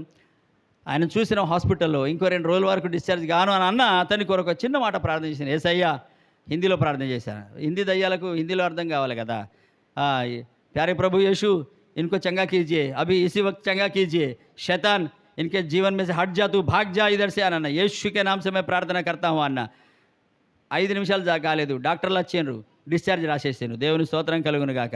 నాకు అర్థమైన విషయం ఏంటంటే ఆ హిందీ దయ్యాలు వెళ్ళిపోయినాయి కాబట్టి ఆయన బాగా అయిపోయాడు. గట్టిగా చప్పలు కొడదాం. ప్రియమైన దేవుని బిడ్డలారా, ఈ రాత్రి కనికర హృదయం మనం కలిగి ఉంటే మనం నిద్రపోం. రాత్రి అసలు ఎట్లా నిద్రపడుతుంది? నశించే ప్రజల కొరకు మనం మోకరించి ప్రార్థన చేస్తాం. మోకరించి ప్రార్థన చేస్తే ప్రభు మనతో మాట్లాడతాడు. నేను ముగిస్తున్నాను, నేను త్వరగానే మాట్లాడతాను. చెప్పడానికి నేను ఒక ఉదాహరణ, నేను ఒక చిన్న నా అనుభవాన్ని చెప్తా. 1988 సంవత్సరంలో నేను బీకామ్ సెకండ్ ఇయర్లో ఉన్న బాంబే యూనివర్సిటీలో. మా అన్నగారు దుబాయ్లో ఉన్నారు. పాస్టమ్మ మస్కట్ అన్నది కానీ మస్కట్ కాదు, దుబాయ్ని ఇంకొక పేరు ఉంటుంది, యుఏఈ, యునైటెడ్ అరబ్ ఎమిరేట్స్ అని ఉంటుంది దాని. దుబాయ్లో అక్కడ గవర్నమెంట్ ఎంప్లాయీ కాబట్టి నా గ్రాడ్యుయేషన్ అయిపోగానే దుబాయ్ నేను వెళ్ళిపోవాలి. అక్కడ ప్రైవేట్ బ్యాంక్లో ఉద్యోగం రెడీగా ఉన్నది నా కొరకు. కాబట్టి అక్కడికి వెళ్దామనే ఆలోచనతో నేను చదువుకుంటా ఉన్నా, బాగా ఎంజాయ్ చేస్తూ ఉన్నా. ప్రతి నెల నాకు 5,000 రూపాయలు పాకెట్ మనీ. 1987 సంవత్సరంలో నాకు 5,000 రూపాయల పాకెట్ మనీతో నేను ఎంజాయ్ చేస్తూ ఉన్నా. మా ఫ్రెండ్స్తోని సినిమాలకు వెళ్తే నేనే టికెట్ కొనాలి. మా ఫ్రెండ్స్తోని హోటల్కి వెళ్తే ఎంతమంది ఉన్నా కానీ వాళ్ళ బిల్ నేనే కట్టాలి. నా చేతి నిండే డబ్బులు నేను ఆ విధంగా ఎంజాయ్ చేసి ఆ టైంలో అకస్మాత్తుగా మా అన్నగారు కార్ యాక్సిడెంట్లో చనిపోయాడు. మాకు తెలుగు రాదు ఆ రోజుల్లో. మేము హిందీలోనే ఉత్తరాలు రాసుకునే వాళ్ళం. మా అన్న రాసిన ఉత్తరం ఇప్పటికీ నా దగ్గర భద్రంగా దాచిపెట్టుకున్న లాస్ట్ ఉత్తరం 1988 సంవత్సరం ఫిబ్రవరి 19 తారీఖు నాడు రాసిన ఉత్తరం 2 రోజులలో వచ్చేసింది. 21 నాడు వచ్చేసింది. 21 నాడే యాక్సిడెంట్ అయిపోయింది. ఆయన చనిపోయాడు. ఆయన చనిపోయిన తర్వాత నా స్టడీ ఆగిపోయింది. నా కాలేజ్ ఫీజు కట్టేవాళ్ళు ఎవరు లేరు, నాకు డబ్బులు ఇచ్చేవాళ్ళు ఎవరు లేరు, నా పాకెట్ మనీ ఇచ్చేవాళ్ళు ఎవరు లేరు. మా నాన్నగారు ఎప్పుడో వదిలేసేసిండు. మా నాన్న కొంత కోపం. తర్వాత ఆయన కంపెనీ కూడా బంద్ అయిపోయింది. మా ఊరు కరీంనగర్ జిల్లాలో చిన్న ఒక కుగ్రామం, అక్కడికి వచ్చేసారు. కాబట్టి నేను మళ్ళీ వచ్చిన డెడ్ బాడీ రావడానికి 15 రోజులు పట్టింది. ఏం చేయాలనో అర్థం అవుతలేదు. ఇప్పుడు ఏదైనా పని చూసుకోవాలని చెప్తే అప్పుడు కొరియర్ సర్వీస్ స్టార్ట్ అయింది. 1986, 87 సంవత్సరంలో స్టార్ట్ అయింది కొరియర్ సర్వీస్. ఏదైతే ప్రైవేట్ పోస్ట్ అంటున్నామో ఆ కొరియర్ సర్వీస్ స్టార్ట్ అయితే వాళ్ళని అడిగితే నెలకు 500 రూపాయలు ఇస్తాము, పని చేయాలని చెప్పారు. నెలకు 500 ఏంటి, నా పాకెట్ మనీ 5,000 రూపాయలు, నెలకు 500 నాకెందుకులే అని చెప్పేసి కొంచెం ఇబ్బంది అనిపించింది. ఇక్కడికి వస్తే వ్యవసాయం కొంత భూమి ఉన్నది, కానీ వ్యవసాయం మనం చేయలేం. ఎప్పుడో సెలవులల్లా వస్తే ఎంజాయ్ చేయడానికి ఆ ఎద్దుల బండి కానీ లేకపోతే ఆ పశువుల పేడ కానీ అవి పొలంలో చల్లడానికి సంబరపడుకుంటా ఆ బండి తోలిన అనుభవం తప్ప, ఎప్పుడో నాగలి కడితే నాగలి వెనక నాగలి సంబరానికి చేసిన పని తప్ప నాకు ఇంకేం తెలియదు. కానీ పని చేయాలంటే మాత్రం నా వల్ల కాదు కదా, నేను ఏం చేయాలని చెప్పేసి ఆలోచించి రాత్రి పగలు ఎంతో బాధపడేవాడిని. కానీ ఆ పరిస్థితిలో ఇంకా నేను బ్రతకడం ఎందుకులే అని చెప్పేసి నేను ఆలోచన చేసి బ్రతకడం కంటే చావే మేలు అనిపిస్తుంది. ఎందుకంటే దుబాయ్లో చనిపోయాడు, గవర్నమెంట్ ఎంప్లాయీ, ఆ డబ్బులు వచ్చేస్తాయి, మా ఫ్యామిలీ వాళ్ళు బతుకుతారని చెప్పేసి ఆలోచన చేసిన. కానీ అప్పటికి 3-4 సంవత్సరాలైంది ప్రభుని నమ్ముకొని. ఒకసారి చర్చ్కి వెళ్దామని చెప్పేసిన. ఆ రోజు శనివారం రాత్రి పడుకున్నా, రేపు మరుసటి రోజు ఆదివారం చర్చ్కి వెళ్ళిన. ఒక్కడనే 2 బస్సులు మార్చుకొని వెళ్ళాలి ఆ రోజుల్లో. ఆ చర్చ్కి వెళ్తే అక్కడ ఒక ఇంగ్లీష్ ఆయన వాక్యం చెప్తా ఉన్నాడు. మార్కు సువార్త 16వ అధ్యాయం 15-16 వచనాలు చెప్తా ఉన్నాడు. నా మనసులో ఒకటే ఆందోళన, ఈరోజు గడిచిపోవాలి, రేపు ఇంకేదైనా చేసుకోవాలి. ఆ విధంగా ఆలోచిస్తూ ఉంటే ప్రసంగం అయిపోయింది. ఇక ప్రార్థన అయిన తర్వాత ఇంకా ముగిస్తారు, ఇంకా నేను వెళ్ళిపోతాను, రేపు ఏదో ఒకటి చేస్తాను అనేది ఆందోళన మనసులో. ఈ లోపల మోకరించమన్నాడు ఆయన. అందరూ మోకరించారు, నేను మోకరించాను. అప్పటికి పరిశుద్ధాత్మను పొందుకున్న అనుభవం నాకు లేదు. నా పక్కకు అటు ఇటు అందరు భాషలు మాట్లాడేవారు, ఎగురుకుంటా గంతులేసేవారు, కానీ నేను బండలాగా కూర్చుండేవాడిని. నాకేం తెలియదు, పరిశుద్ధాత్మ తెలియదు, ఆ భాషలు తెలియదు, అన్య భాషలు అసలే తెలియదు నాకు. ప్రియమైన బిడ్డలారా, ఆ రోజు ఆయన ఎప్పుడైతే ప్రార్థన మొదలుపెట్టిండో అప్పుడు అకస్మాత్తుగా యేసు ప్రభువును శిలువ మీద కొట్టిన ఒక దృశ్యం నా ముందుకు వచ్చేసింది. నేను కాన్షియస్లో ఉన్నా, స్పృహలోనే ఉన్నా, మోకాళ్ళ మీద ఉన్నా, కళ్ళు మూసుకొని ఉన్నా, ఆ దృశ్యం నాతో మాట్లాడుతూ ఉన్నది, ఏం ఆలోచిస్తున్నావు అని. అప్పుడు నిన్న అనుకోకుండానే, ప్రభు ఇది ఏం బ్రతుకు, బ్రతకడం కంటే చావే మేలు అనిపిస్తుంది అని అంటే, ప్రభు అన్నాడు, నువ్వెందయ్యా చనిపోయేది, మానవ జాతిని రక్షించడానికి నేను చనిపోయినా నువ్వేంటి ఇంకా చనిపోయేది అన్నాడు ప్రభు. మరి నాకు ఎందుకు జరిగింది, మా అన్నగారు చనిపోయారు, మా ఫాదర్ కంపెనీ లాకౌట్ అయిపోయింది, నాకు పాకెట్ మనీ లేదు, ఏది లేదు అని అంటే, ప్రభు అన్నాడు, ఈరోజు నీకు చెప్పినా అర్థం కాదు, ఒకరోజు నీవే ఇంకోళ్ళకు చెప్తావు అని ప్రభు అన్నాడు. సరే ప్రభు, మరి నేను చేయాలంటే బ్రతకాలి అన్నాడు. సరే అని చెప్పేసేసి ఆమెను అనగానే, కళ్ళు తెరవగానే, అరే విచిత్రం, యేసుప్రభు ఇట్లా మాట్లాడతాడా అని నాకు విచిత్రం అనిపించింది.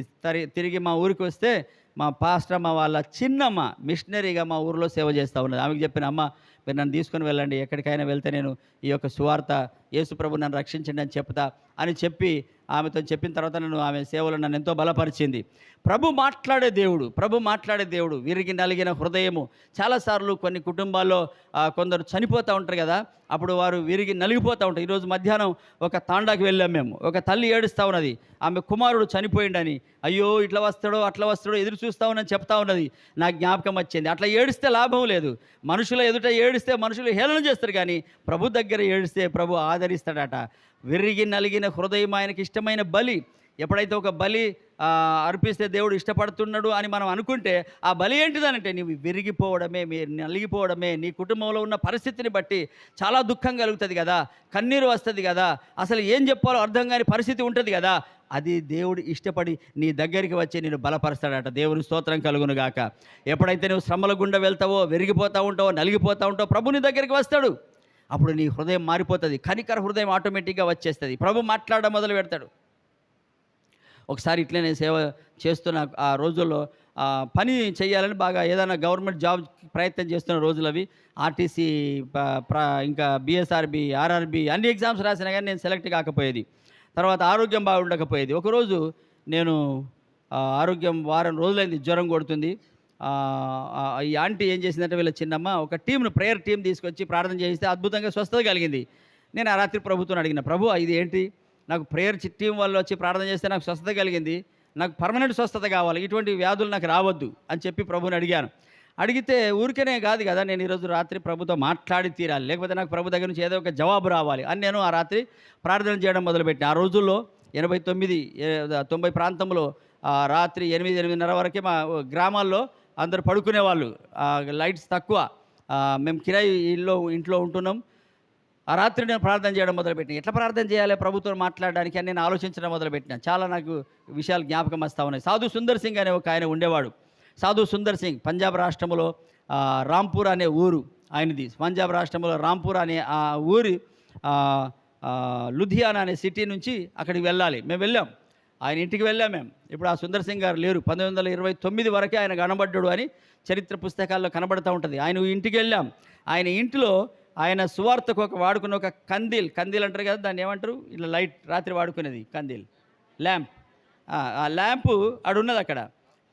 లాంతర్ అక్కడ ఉన్నది, హిందీలో కందీల్ అంటారు. ఓకే, ఆ లాంతర్ అక్కడ ఉన్నది. నేను అది ముట్టుకున్న, నాకు ఎంతో ఆనందం అనిపించింది. అరే, సుందర్ సింగ్ గారు వాడుకున్న ఆ లాంతర్, అక్కడ ఒక కర్ర ఉన్నది. హిమాలయ పర్వతాల మీద వెళ్ళాలనుకుంటే ఊరికనే వెళ్ళలేము, కాళ్ళని నొప్పులు పడతాయి, ఐస్ పడుతూ ఉంటుంది. ఒక కర్ర ఉంటే తప్ప మనం స్థలాన్ని గ్రహించలేము. అట్లా వాడుకునే ఒక కర్ర ఉన్నది. ఆ కర్ర మేము అది ముట్టుకున్న ఎంతో సంతోషం అనిపించింది.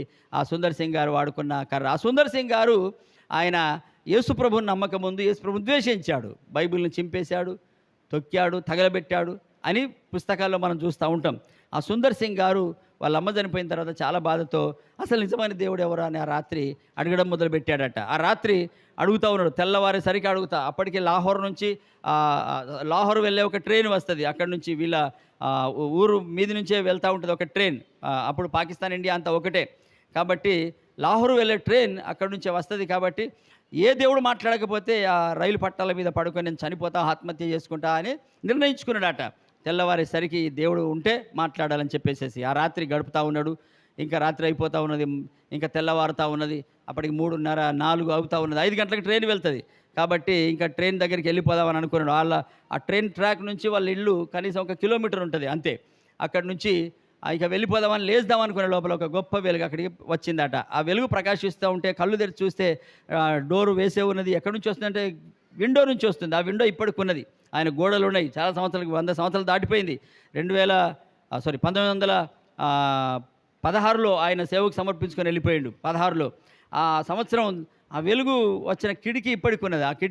ఆ కిటికీలో నుంచి వెలుగు వచ్చింది. వెలుగులో నుంచి ఒక దగదగ మెరుస్తున్న ఒక ఆయన అక్కడికి వస్తా ఉన్నాడట. ఈయనకు వణికిపోయిండు. ఎవరు ఈయన అని చెప్పేసేసి తెల్లని వస్త్రాలు వేసుకున్న ఆ ముఖం అంతా వెలిగిపోతూ ఉన్నది.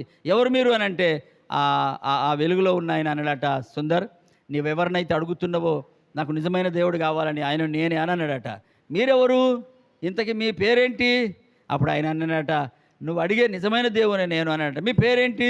నా పేరు యేసు అన్నాడట. ఉలిక్కి పడ్డాడట. యేసు, నేను ఈ పుస్తకాన్ని చింపేసేసిన, తగలబెట్టినా, తొక్కినా, అయినా నువ్వు మా దేవుని కాదు కదా అని సుందర్ సింగ్ అంటే ప్రభు నవ్వుతూ అన్నాడట, చిరునవ్వుతో, సుందర్, నువ్వు అడిగేది ఏంటిది? నిజమైన దేవుడు కావాలంటున్నావు కదా, ఆయన నేనే అని అన్నాడట ప్రభు. నువ్వా ప్రభు అని కాళ్ళ మీద పడ్డాడట. అయ్యో, నేను ఈ పుస్తకాలు చింపేసేసిన, నేను తగలబెట్టేసేసిన, అయ్యో నువ్వు నిజమైన దేవుడు నాకు తెలియదు ప్రభు, నన్ను క్షమించు అని ఏడవడం మొదలుపెట్టినట్టు. ఏం పర్వాలేదు సుందర్, నేను నిన్ను వాడుకుంటా అని ప్రభు చెప్పిండట. సుందర్ సింగ్ జీవితంలో ఒక విషయం మనం గ్రహించవచ్చు. సుందర్ సింగ్ ఈ ఖమ్మం రైల్వే ట్రాక్ మీదకి వెళ్ళి చాలాసార్లు ప్రయాణం చేసిండట. అప్పుడప్పుడు నా హృదయం పులికించిపోతూ ఉంటుంది. వరంగల్ నుంచి, రామగుండం నుంచి కేరళకు వెళ్ళేవాడట. కేరళలో ఒక మీటింగ్ జరుగుతూ ఉంటుంది. ప్రతి సంవత్సరం అక్కడ అద్భుతమైన వేల మందితో, లక్షల మందితో ఒక మీటింగ్ జరుగుతూ ఉంటుంది సముద్ర తీరాన. ఆ సముద్రం తీరం 100 సంవత్సరాల నుంచి నడుస్తూ ఉన్నది. అక్కడికి సుందర్ సింగ్ వెళ్ళి వాక్యం చెప్పేవాడట. అప్పుడప్పుడు నాకు అనిపిస్తూ ఉంటే ఆ సుందర్ సింగ్ ఇదే ట్రాక్ మీదకి వెళ్ళిండు కదా, మనం ఎంత ధనిలో, మీరెంత ధనిలో, ఇదే ఖమ్మం పట్టణంలో మీరు నివసిస్తున్నారు. ఈ ప్రక్క ట్రాక్ నుంచే సుందర్ సింగ్ ప్రయాణం చేసాడు, చాలాసార్లు అటు ఇటు వెళ్ళాడు. ఆ సుందర్ సింగ్ గారు దేవునితో మాట్లాడిన తీరు నాకు జ్ఞాపకం వచ్చింది. తెల్లవారి వరకు ప్రభు నాతో మాట్లాడాలి ఈ రాత్రి, అయినా నేను ఆత్మహత్య చేసుకుని ఇంకా అవసరం లేదు, ఎందుకంటే అది దాటి వచ్చేసిన నేను. కాబట్టి ప్రభు మాట్లాడాలని చెప్పేసి ఎట్లా మాట్లాడి, ఓ టైం పీస్, వాచ్కి సంబంధించిన గోడకు పెట్టేది, గోడ గడియారం అంటాం కదా, దాన్ని వాల్ క్లాక్ అంటారు ఇంగ్లీష్లో. అన్నిటిని వాచ్ అంటారు, మనలో వాచ్ కాదు, అది వాల్ క్లాక్ అంటారు. టేబుల్ మీద పెట్టేది టైం పీస్ అంటారు. చేతికి పెట్టుకునేది రిస్ట్ వాచ్ అంటారు. రకరకాల అవి. నేను బాంబేలో బీకామ్ చదువుతూ ఐటీఐ కూడా దాంట్లో ఒక ట్రేడ్ ఉంటుంది. ఆ ట్రేడ్లో నేను చదువుకుంటూ మా అన్న చనిపోగానే అది బ్రేక్ అయిపోయింది, ఇది బ్రేక్ అయిపోయింది, కానీ దానికి కొంతవరకు నాకు తెలుసు. ఓకే, నేను అలారం పెట్టుకున్నా, ఆ టైం పీస్లో అలారం పెట్టుకున్నా. ఇక రాత్రి పడుకున్న, లైట్లు స్విచ్ ఆఫ్ చేసేసిన. మా ఇంట్లో మా అమ్మ, మా తమ్ముడు మాత్రమే ఉన్నారు. ఒకవేళ అమ్మ చూస్తే, ఏంట్రా 4-5 రోజుల నుంచి జ్వరం వచ్చింది, పడుకో అని అంటుంది అని చెప్పేసి నేను ఆ లైట్లు ఆఫ్ చేసేసేసి ప్రార్థన చేస్తూ ఉన్నా. ఎట్లా ప్రార్థన చేయాలి? సుందర్ సింగ్ లాగా. ఆయన సుందర్ సింగ్ ఏం ప్రార్థన చేసి ఉంటాడు నాకు జ్ఞాపకం వస్తూ ఉన్నాయి. రకరకాల సంఘాలు ఉన్నాయి మన దగ్గర. ఒక సంఘం ఉన్నది, పేర్లు చెప్పను నేను. ఒక సంఘం వాళ్ళు ఏం చేస్తారంటే చాలాసేపు ప్రార్థన చేస్తారు, తర్వాత ఊరుకుంటారు. వాళ్ళు ఏమంటారంటే, మనం ప్రార్థన చేసినంతసేపు ప్రభుతో మనం అడుగుతూ ఉంటాం, మాట్లాడుతాం, తర్వాత ప్రభు మనతో మాట్లాడుతూ ఉంటారు. అవకాశాన్ని మనం ప్రభుకు కల్పించాలి అని అంటూ ఉంటారు. అట్లా వాళ్ళు దర్శనం చూస్తూ ఉంటారు. సరే, అది వాళ్ళ అనుభవం. సరే, అది బాగానే ఉన్నది. ఏదైతే నాకేంటి అని నేను ప్రార్థన చేయడం మొదలుపెట్టినా. ప్రార్థన చేస్తూ ఉన్నా. మోకాళ్ళ మీద, శరీరం బలహీనంగా ఉన్నది. 5 రోజుల జ్వరం కొట్టి శరీరం బలహీనంగా ఉన్నది. ప్రార్థన చేస్తూ ఉన్నా, ప్రభువా నన్ను కనికరించు, నాకు వ్యాధులు వస్తూ ఉన్నాయి, వీటి నుంచి విడిపించు, పర్మనెంట్గా సొల్యూషన్ నాకు కావాలి, ఈ రాత్రి ఏదైనా చూపించు అని ప్రభుని అడుగుతా ఉన్నా. అలసిపోతున్నా. అరగంట అయింది, గంట అయింది. 8:30కే స్టార్ట్ చేసిన, 9:30, 10, 10:30. అమ్మో, ఇక కూర్చుండలేకపోతున్నా. లేచి నిలబడి ప్రార్థన చేస్తూ ఉన్నా. ఇక అలసిపోతున్నా. నాకు జ్ఞాపకం వచ్చింది, ఆ ఫలానా సంఘం ఉన్నది కదా, వాళ్ళు ఇంకా ప్రార్థన మానుకుంటారు, ఇక దేవుని కొరకు అవకాశం ఇస్తారు. నేను కూడా ఊరుకున్నా, ఇక మాట్లాడతలేను, ఇక ప్రార్థన చేస్తాను, ఊరుకున్నా. కొద్దిసేపు అయింది, ఒక 15 నిమిషాలు, 20 నిమిషాలు అయింది. ఒక స్వరం వినబడుతుంది. కొరింథీయులకు రాసిన మొదటి పత్రిక 14వ అధ్యాయం 9వ వచనం అనే ఒక స్వరం వినబడ్డది. ఇదేంటి ఇట్లా స్వరం వినబడడం ఏంటిది? ఓహో, దినవల్లంతా బైబిల్ చదివినా కదా నేను, అది జ్ఞాపకం వస్తున్నా ఉంటుంది, బైబిల్ నా మైండ్లోకి తిరుగుతూ ఉన్నట్టున్నదని చెప్పేసి నన్ను నేను సరి చేసుకున్నా. సుందర్ సింగ్ చలిలో స్నానం చేసి జాగ్రత్త పడ్డాడట, నిద్ర రాకుండా. నేను కూడా నిద్ర రాకుండా జాగ్రత్త పడడానికి నా తల ఊపి అటు ఇటు కొంచెం నడిచి మళ్ళీ కూర్చున్నా, మళ్ళీ మాట్లాడుతున్నాను. రెండోసారి మళ్ళీ వినబడ్డది. కొరింథీయులకు రాసిన మొదటి పత్రిక 14వ అధ్యాయం 9వ వచనం. ఇదేంటి? ఒకవేళ సైతాన్ నన్ను శోధిస్తుందా ఏంటి? దేవుని వాక్యాలు సైతానుకు బాగా తెలుసు. ఆ సైతాన్ మనల్ని శోధించడానికి, మనల్ని డిస్టర్బ్ చేయడానికి, లేక మన ఏకాగ్రతను దెబ్బతీయడానికి రకరకాల వచనాలు, వాక్యాలు జ్ఞాపకం చేస్తే చేయొచ్చు సైతాన్. కాబట్టి ఓ సైతాన్, నువ్వు నన్ను శోధించొద్దు, వెళ్ళిపో అని గద్దించిన. అలాగే ఉన్నా. అటు తర్వాత 3వసారి ఒక వ్యక్తిలాగా ఒక ఆయన వచ్చేసి, ఇంత స్లిప్ ఉన్నది, ఆ స్లిప్ మీద 1 Corinthians 14:9 అని రాసి ఉన్నది. ఇప్పటికి నాకు జ్ఞాపకం ఉన్నది. ఇదేంటి ఇట్లా కనబడుతున్నది అని చెప్పేసి రాత్రి అయింది కదా, టార్చ్ తీసుకున్న ఆ వాక్యం నేను చదువుతూ ఉంటే అక్కడ ఒక విచిత్రమైన ఒక మాట నాకు మనకు కనబడింది. చదువుదాం ఒక మాట. అలాగే మీరు స్పష్టమైన మాటలు నాలుకతో పలికితేనే కానీ పలికినది ఎలాగూ తెలియను అని అక్కడ ఉన్నది. మీరు గాలితో మీరు అంటే ప్రార్థన చేయకుండా నేను ఊరుకున్నా కాబట్టి అది ఎట్లున్నదట అంటే గాలితో మాట్లాడినట్టే ఉన్నదట. దేవునికి అర్థం అవుతలేదు నేను ఏం కావాలో, నేను ఏం కోరుకున్నాను. కాబట్టి స్పష్టంగా అడగాలి. ప్రియమైన దేవుని బిడ్డలారా, ఈ రాత్రి నేను మీకు చెప్పేది అంటే మీరు ప్రార్థన చేసేటప్పుడు స్పష్టంగా ప్రార్థన చేయండి. మీకు ఏం కావాలో ప్రభువును స్పష్టంగా అడగండి, ప్రభు మీకు ఇస్తాడు. ఆ రాత్రి నేను మళ్ళీ అడగడం మొదలుపెట్టాను. ప్రభు ఏం లేదు, నా సమస్య ఇది, నేను ఈ సేవకుని, నేను బయట ఏం చెప్పగలను, నాకు ఏదైనా ఒక దృశ్యం చూపించు ప్రభా అని ఒక 15 నిమిషాలు నేను అడగడం మొదలుపెట్టాను. 15 నిమిషాల తర్వాత 3 దిక్కుల నుంచి ఒక వెలుగు వచ్చేసింది. ఆ వెలుగు నా మీదకి రాగానే పెద్ద భారము ఒక మూట కిందికి పడిపోయింది. దేవుని స్తోత్రం కలుగును గాక. ఆ మూట పడిపోయిన తర్వాత ఈ రోజు వరకు మరణగండాలు చాలా చాలా వచ్చినాయి. ఈ రాత్రి చెప్తే ఈ రాత్రి అంతా సరిపోదు. ఆల్ నైట్ ప్రేయర్లో మేము ఉండే పరిస్థితుల్లో లేము. మేము వెళ్ళిపోవాలి, మళ్ళీ రేపు కరీంనగర్ వెళ్ళిపోవాలి. కాబట్టి ప్రభు చేసిన కార్యాలు ఎన్నో ఉన్నాయి. యాక్సిడెంట్లు, మా కారు మీద బస్సు పడ్డది, మాకు యాక్సిడెంట్ అయింది. ఒకసారి అయితే నేను అప్పుడు నాకు బండ్లు లేవు, నేను నడుచుకుంటూ వెళ్తా ఉన్నా, రోడ్డు మీద నడుచుకుంటూ వెళ్తా ఉన్నా. దూరం నుంచి ప్రయాణం చేసి వచ్చి బస్సు దిగి లెఫ్ట్ సైడ్ ఖాళీ ఉంటుంది, బస్సులన్నీ ఇట్లా వెళ్తూ ఉంటాయి కదా, అట్లా నుంచి వస్తూ ఉంటాయి, ఇట్లా నుంచి వెళ్తూ ఉంటాయి. కాబట్టి ఇట్లా నేను దిగి ఈ పక్క నుంచి వెళ్తా ఉన్నా జాగ్రత్తగా ఉండడానికి. నా సైడ్ పట్టుకొని రోడ్డు పక్క నుంచి బార్డర్ నుంచి నడిచి వెళ్తా ఉన్నా. ఆ వెనక నుంచి ఒక బైక్ అతను, వానికి రేచీకట్లాట. తెలుసా రేచీకట్లు?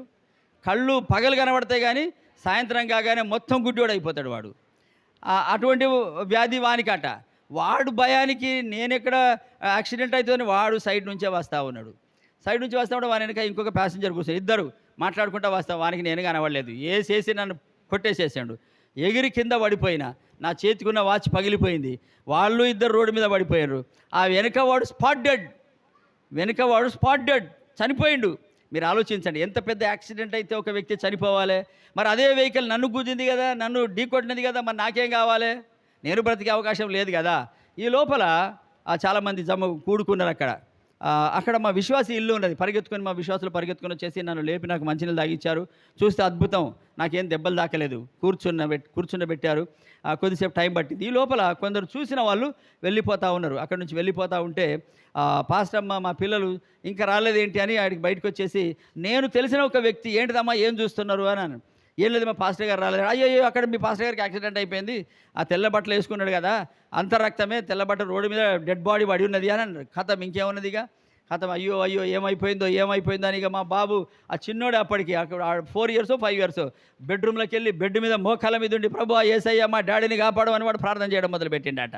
ఈ లోపల నేను స్పృహకు వచ్చేసిన, నేను ఫోన్ చేసి మా విశ్వాసికి అతనికి ఫోన్ చేసి, బాబు యాక్సిడెంట్ అయింది రా, నేను బాగానే ఉన్నాను తీసుకెళ్ళమనగానే వీళ్ళు ఏడుస్తూ ఉన్నారు ఏమైపోయిందో అని. నేను బండి మీదకి వెళ్ళి దిగి ఇంట్లోకి వెళ్ళిపోయినా. విచిత్రం, అసలు ఆయననే ఇంకేమన్నా నా ఆత్మన. ప్రియమైన దేవుని బిడ్డలారా, ఇటువంటి చెప్పుకుంటూ పోతే చాలా ఉన్నాయి. దేవుడు ఎన్నో విధాలుగా కాపాడుతాడు. ఒకటి ఏంటంటే, యేసు ప్రభువును మనస్సు మనం కలిగి ఉండాలంటే మన పరిశుద్ధతను కాపాడుకోవాలి. ఇంకా చాలా విషయాలు చెప్పడానికి ఈ రాత్రి నేను ముగిస్తున్నా. యేసు ప్రభు మనసు కలిగి ఉండాలి అని అంటే ఊరికనే క్రైస్తవులను చెప్తే సరిపోదు, ఊరికనే సర్టిఫికెట్లో ఉంటే సరిపోదు, ఊరికనే మనం బైబిల్ వచ్చి ఆరాధనకు వస్తే సరిపోదు. యేసుక్రీస్తు ప్రభు మనసు కలిగి ఉంటే నీవు ఆ భారం కలిగి, ఆత్మల పట్ల కనికరం కలిగి ఉంటావు. నేను ప్రభు సేవ చేయాలి అని నీకు ఆలోచన కలుగుతుంది. దేవునికి అసాధ్యమైనది ఏది లేదు. మేము వెళ్ళిన ప్రతి చోట అసాధ్యమే మాకు, కానీ దేవునికి సమస్తము సాధ్యమే. అండమాన్ నికోబార్ వెళ్ళినప్పుడు అసాధ్యం, అది 1,50,000 ఖర్చు, మాకు అది సాధ్యం కాని విషయం. భోపాల్ వెళ్ళాలి, ఆ పాస్టర్ గారు కేరళకు వచ్చేసాడు. అద్భుతంగా దేవుడు అక్కడ మేము 3 రోజులు అక్కడ గెస్ట్ లాగా మేము అక్కడ వాడబడ్డాం. ఎక్కడికి వెళ్తే అక్కడ మా పాస్టర్ మనసులో బాధ ఉండేనట్ట. అన్న మా దగ్గరికి చాలా సంవత్సరాల కిందట కేరళకు వచ్చాడు. అన్న చూసి మా అంకుల్ పాస్టమ్మ వాళ్ళ డాడీ చాలా సంతోషపడ్డాడు. ఈయన ఎప్పుడు నవ్వుతూనే ఉంటాడు, ఇటువంటి పాస్టర్లు ఉండాలి అని అన్నాడు. మన దేశంలో ఎప్పుడు నవ్వుతాను, చూశారు కదా, ఇప్పుడు నవ్వుతూనే ఉన్నాడు ఇప్పటికి కూడా. ఓకే, ఇలాంటి పాస్టర్లు ఉండాలంటే అప్పుడు పాస్టమ్మకు చాలా నచ్చిండు. ఈ అన్నగారి సంఘానికి వెళ్ళాలి ఒకసారి అని అనుకుంటే, ఈ అన్నగారు ఎప్పుడు మమ్మల్ని విలువలే. సంవత్సరాలు గడిచిపోయినాయి, 6 సంవత్సరాలు అయింది, ప్రార్థన చేస్తూనే ఉన్నది. ఒకరోజు అన్న ఫోన్ చేసి, అన్న ఒక 2-3 రోజులు మాకు టైం ఇవ్వండి అని అన్నాడు. అవును తప్పకుండా. ఇక ఆమె ఎగిరి గంతులు వేసింది, నా ప్రార్థనకు జవాబు దొరికింది. ఆ నవ్వే భాస్కర్ అన్న ఉన్నాడు కదా, ఆయన దగ్గరికి మనం వెళ్దాం ఇక అని చెప్పేసి సంబరపడుకుంటా. 2 రోజులు అంటే మేము 3 రోజులు ఉన్నాము ఇక్కడే, 3 రోజులు ఇక్కడే ఉంటాను. మనసు నువ్వు కలిగి ఉంటే నీకియడా, నీకు ఇస్తాడు. ప్రియమైన దేవులారా, ఇంకా చెప్పుకుంటూ పోతే ఈ రాత్రి అంతా మనం చెప్పుకుంటూ వెళ్ళిపోవచ్చు. ప్రియమైన దేవులారా, ఈ రాత్రి ఒక్కసారి మనం లేచి నిలబడదాం.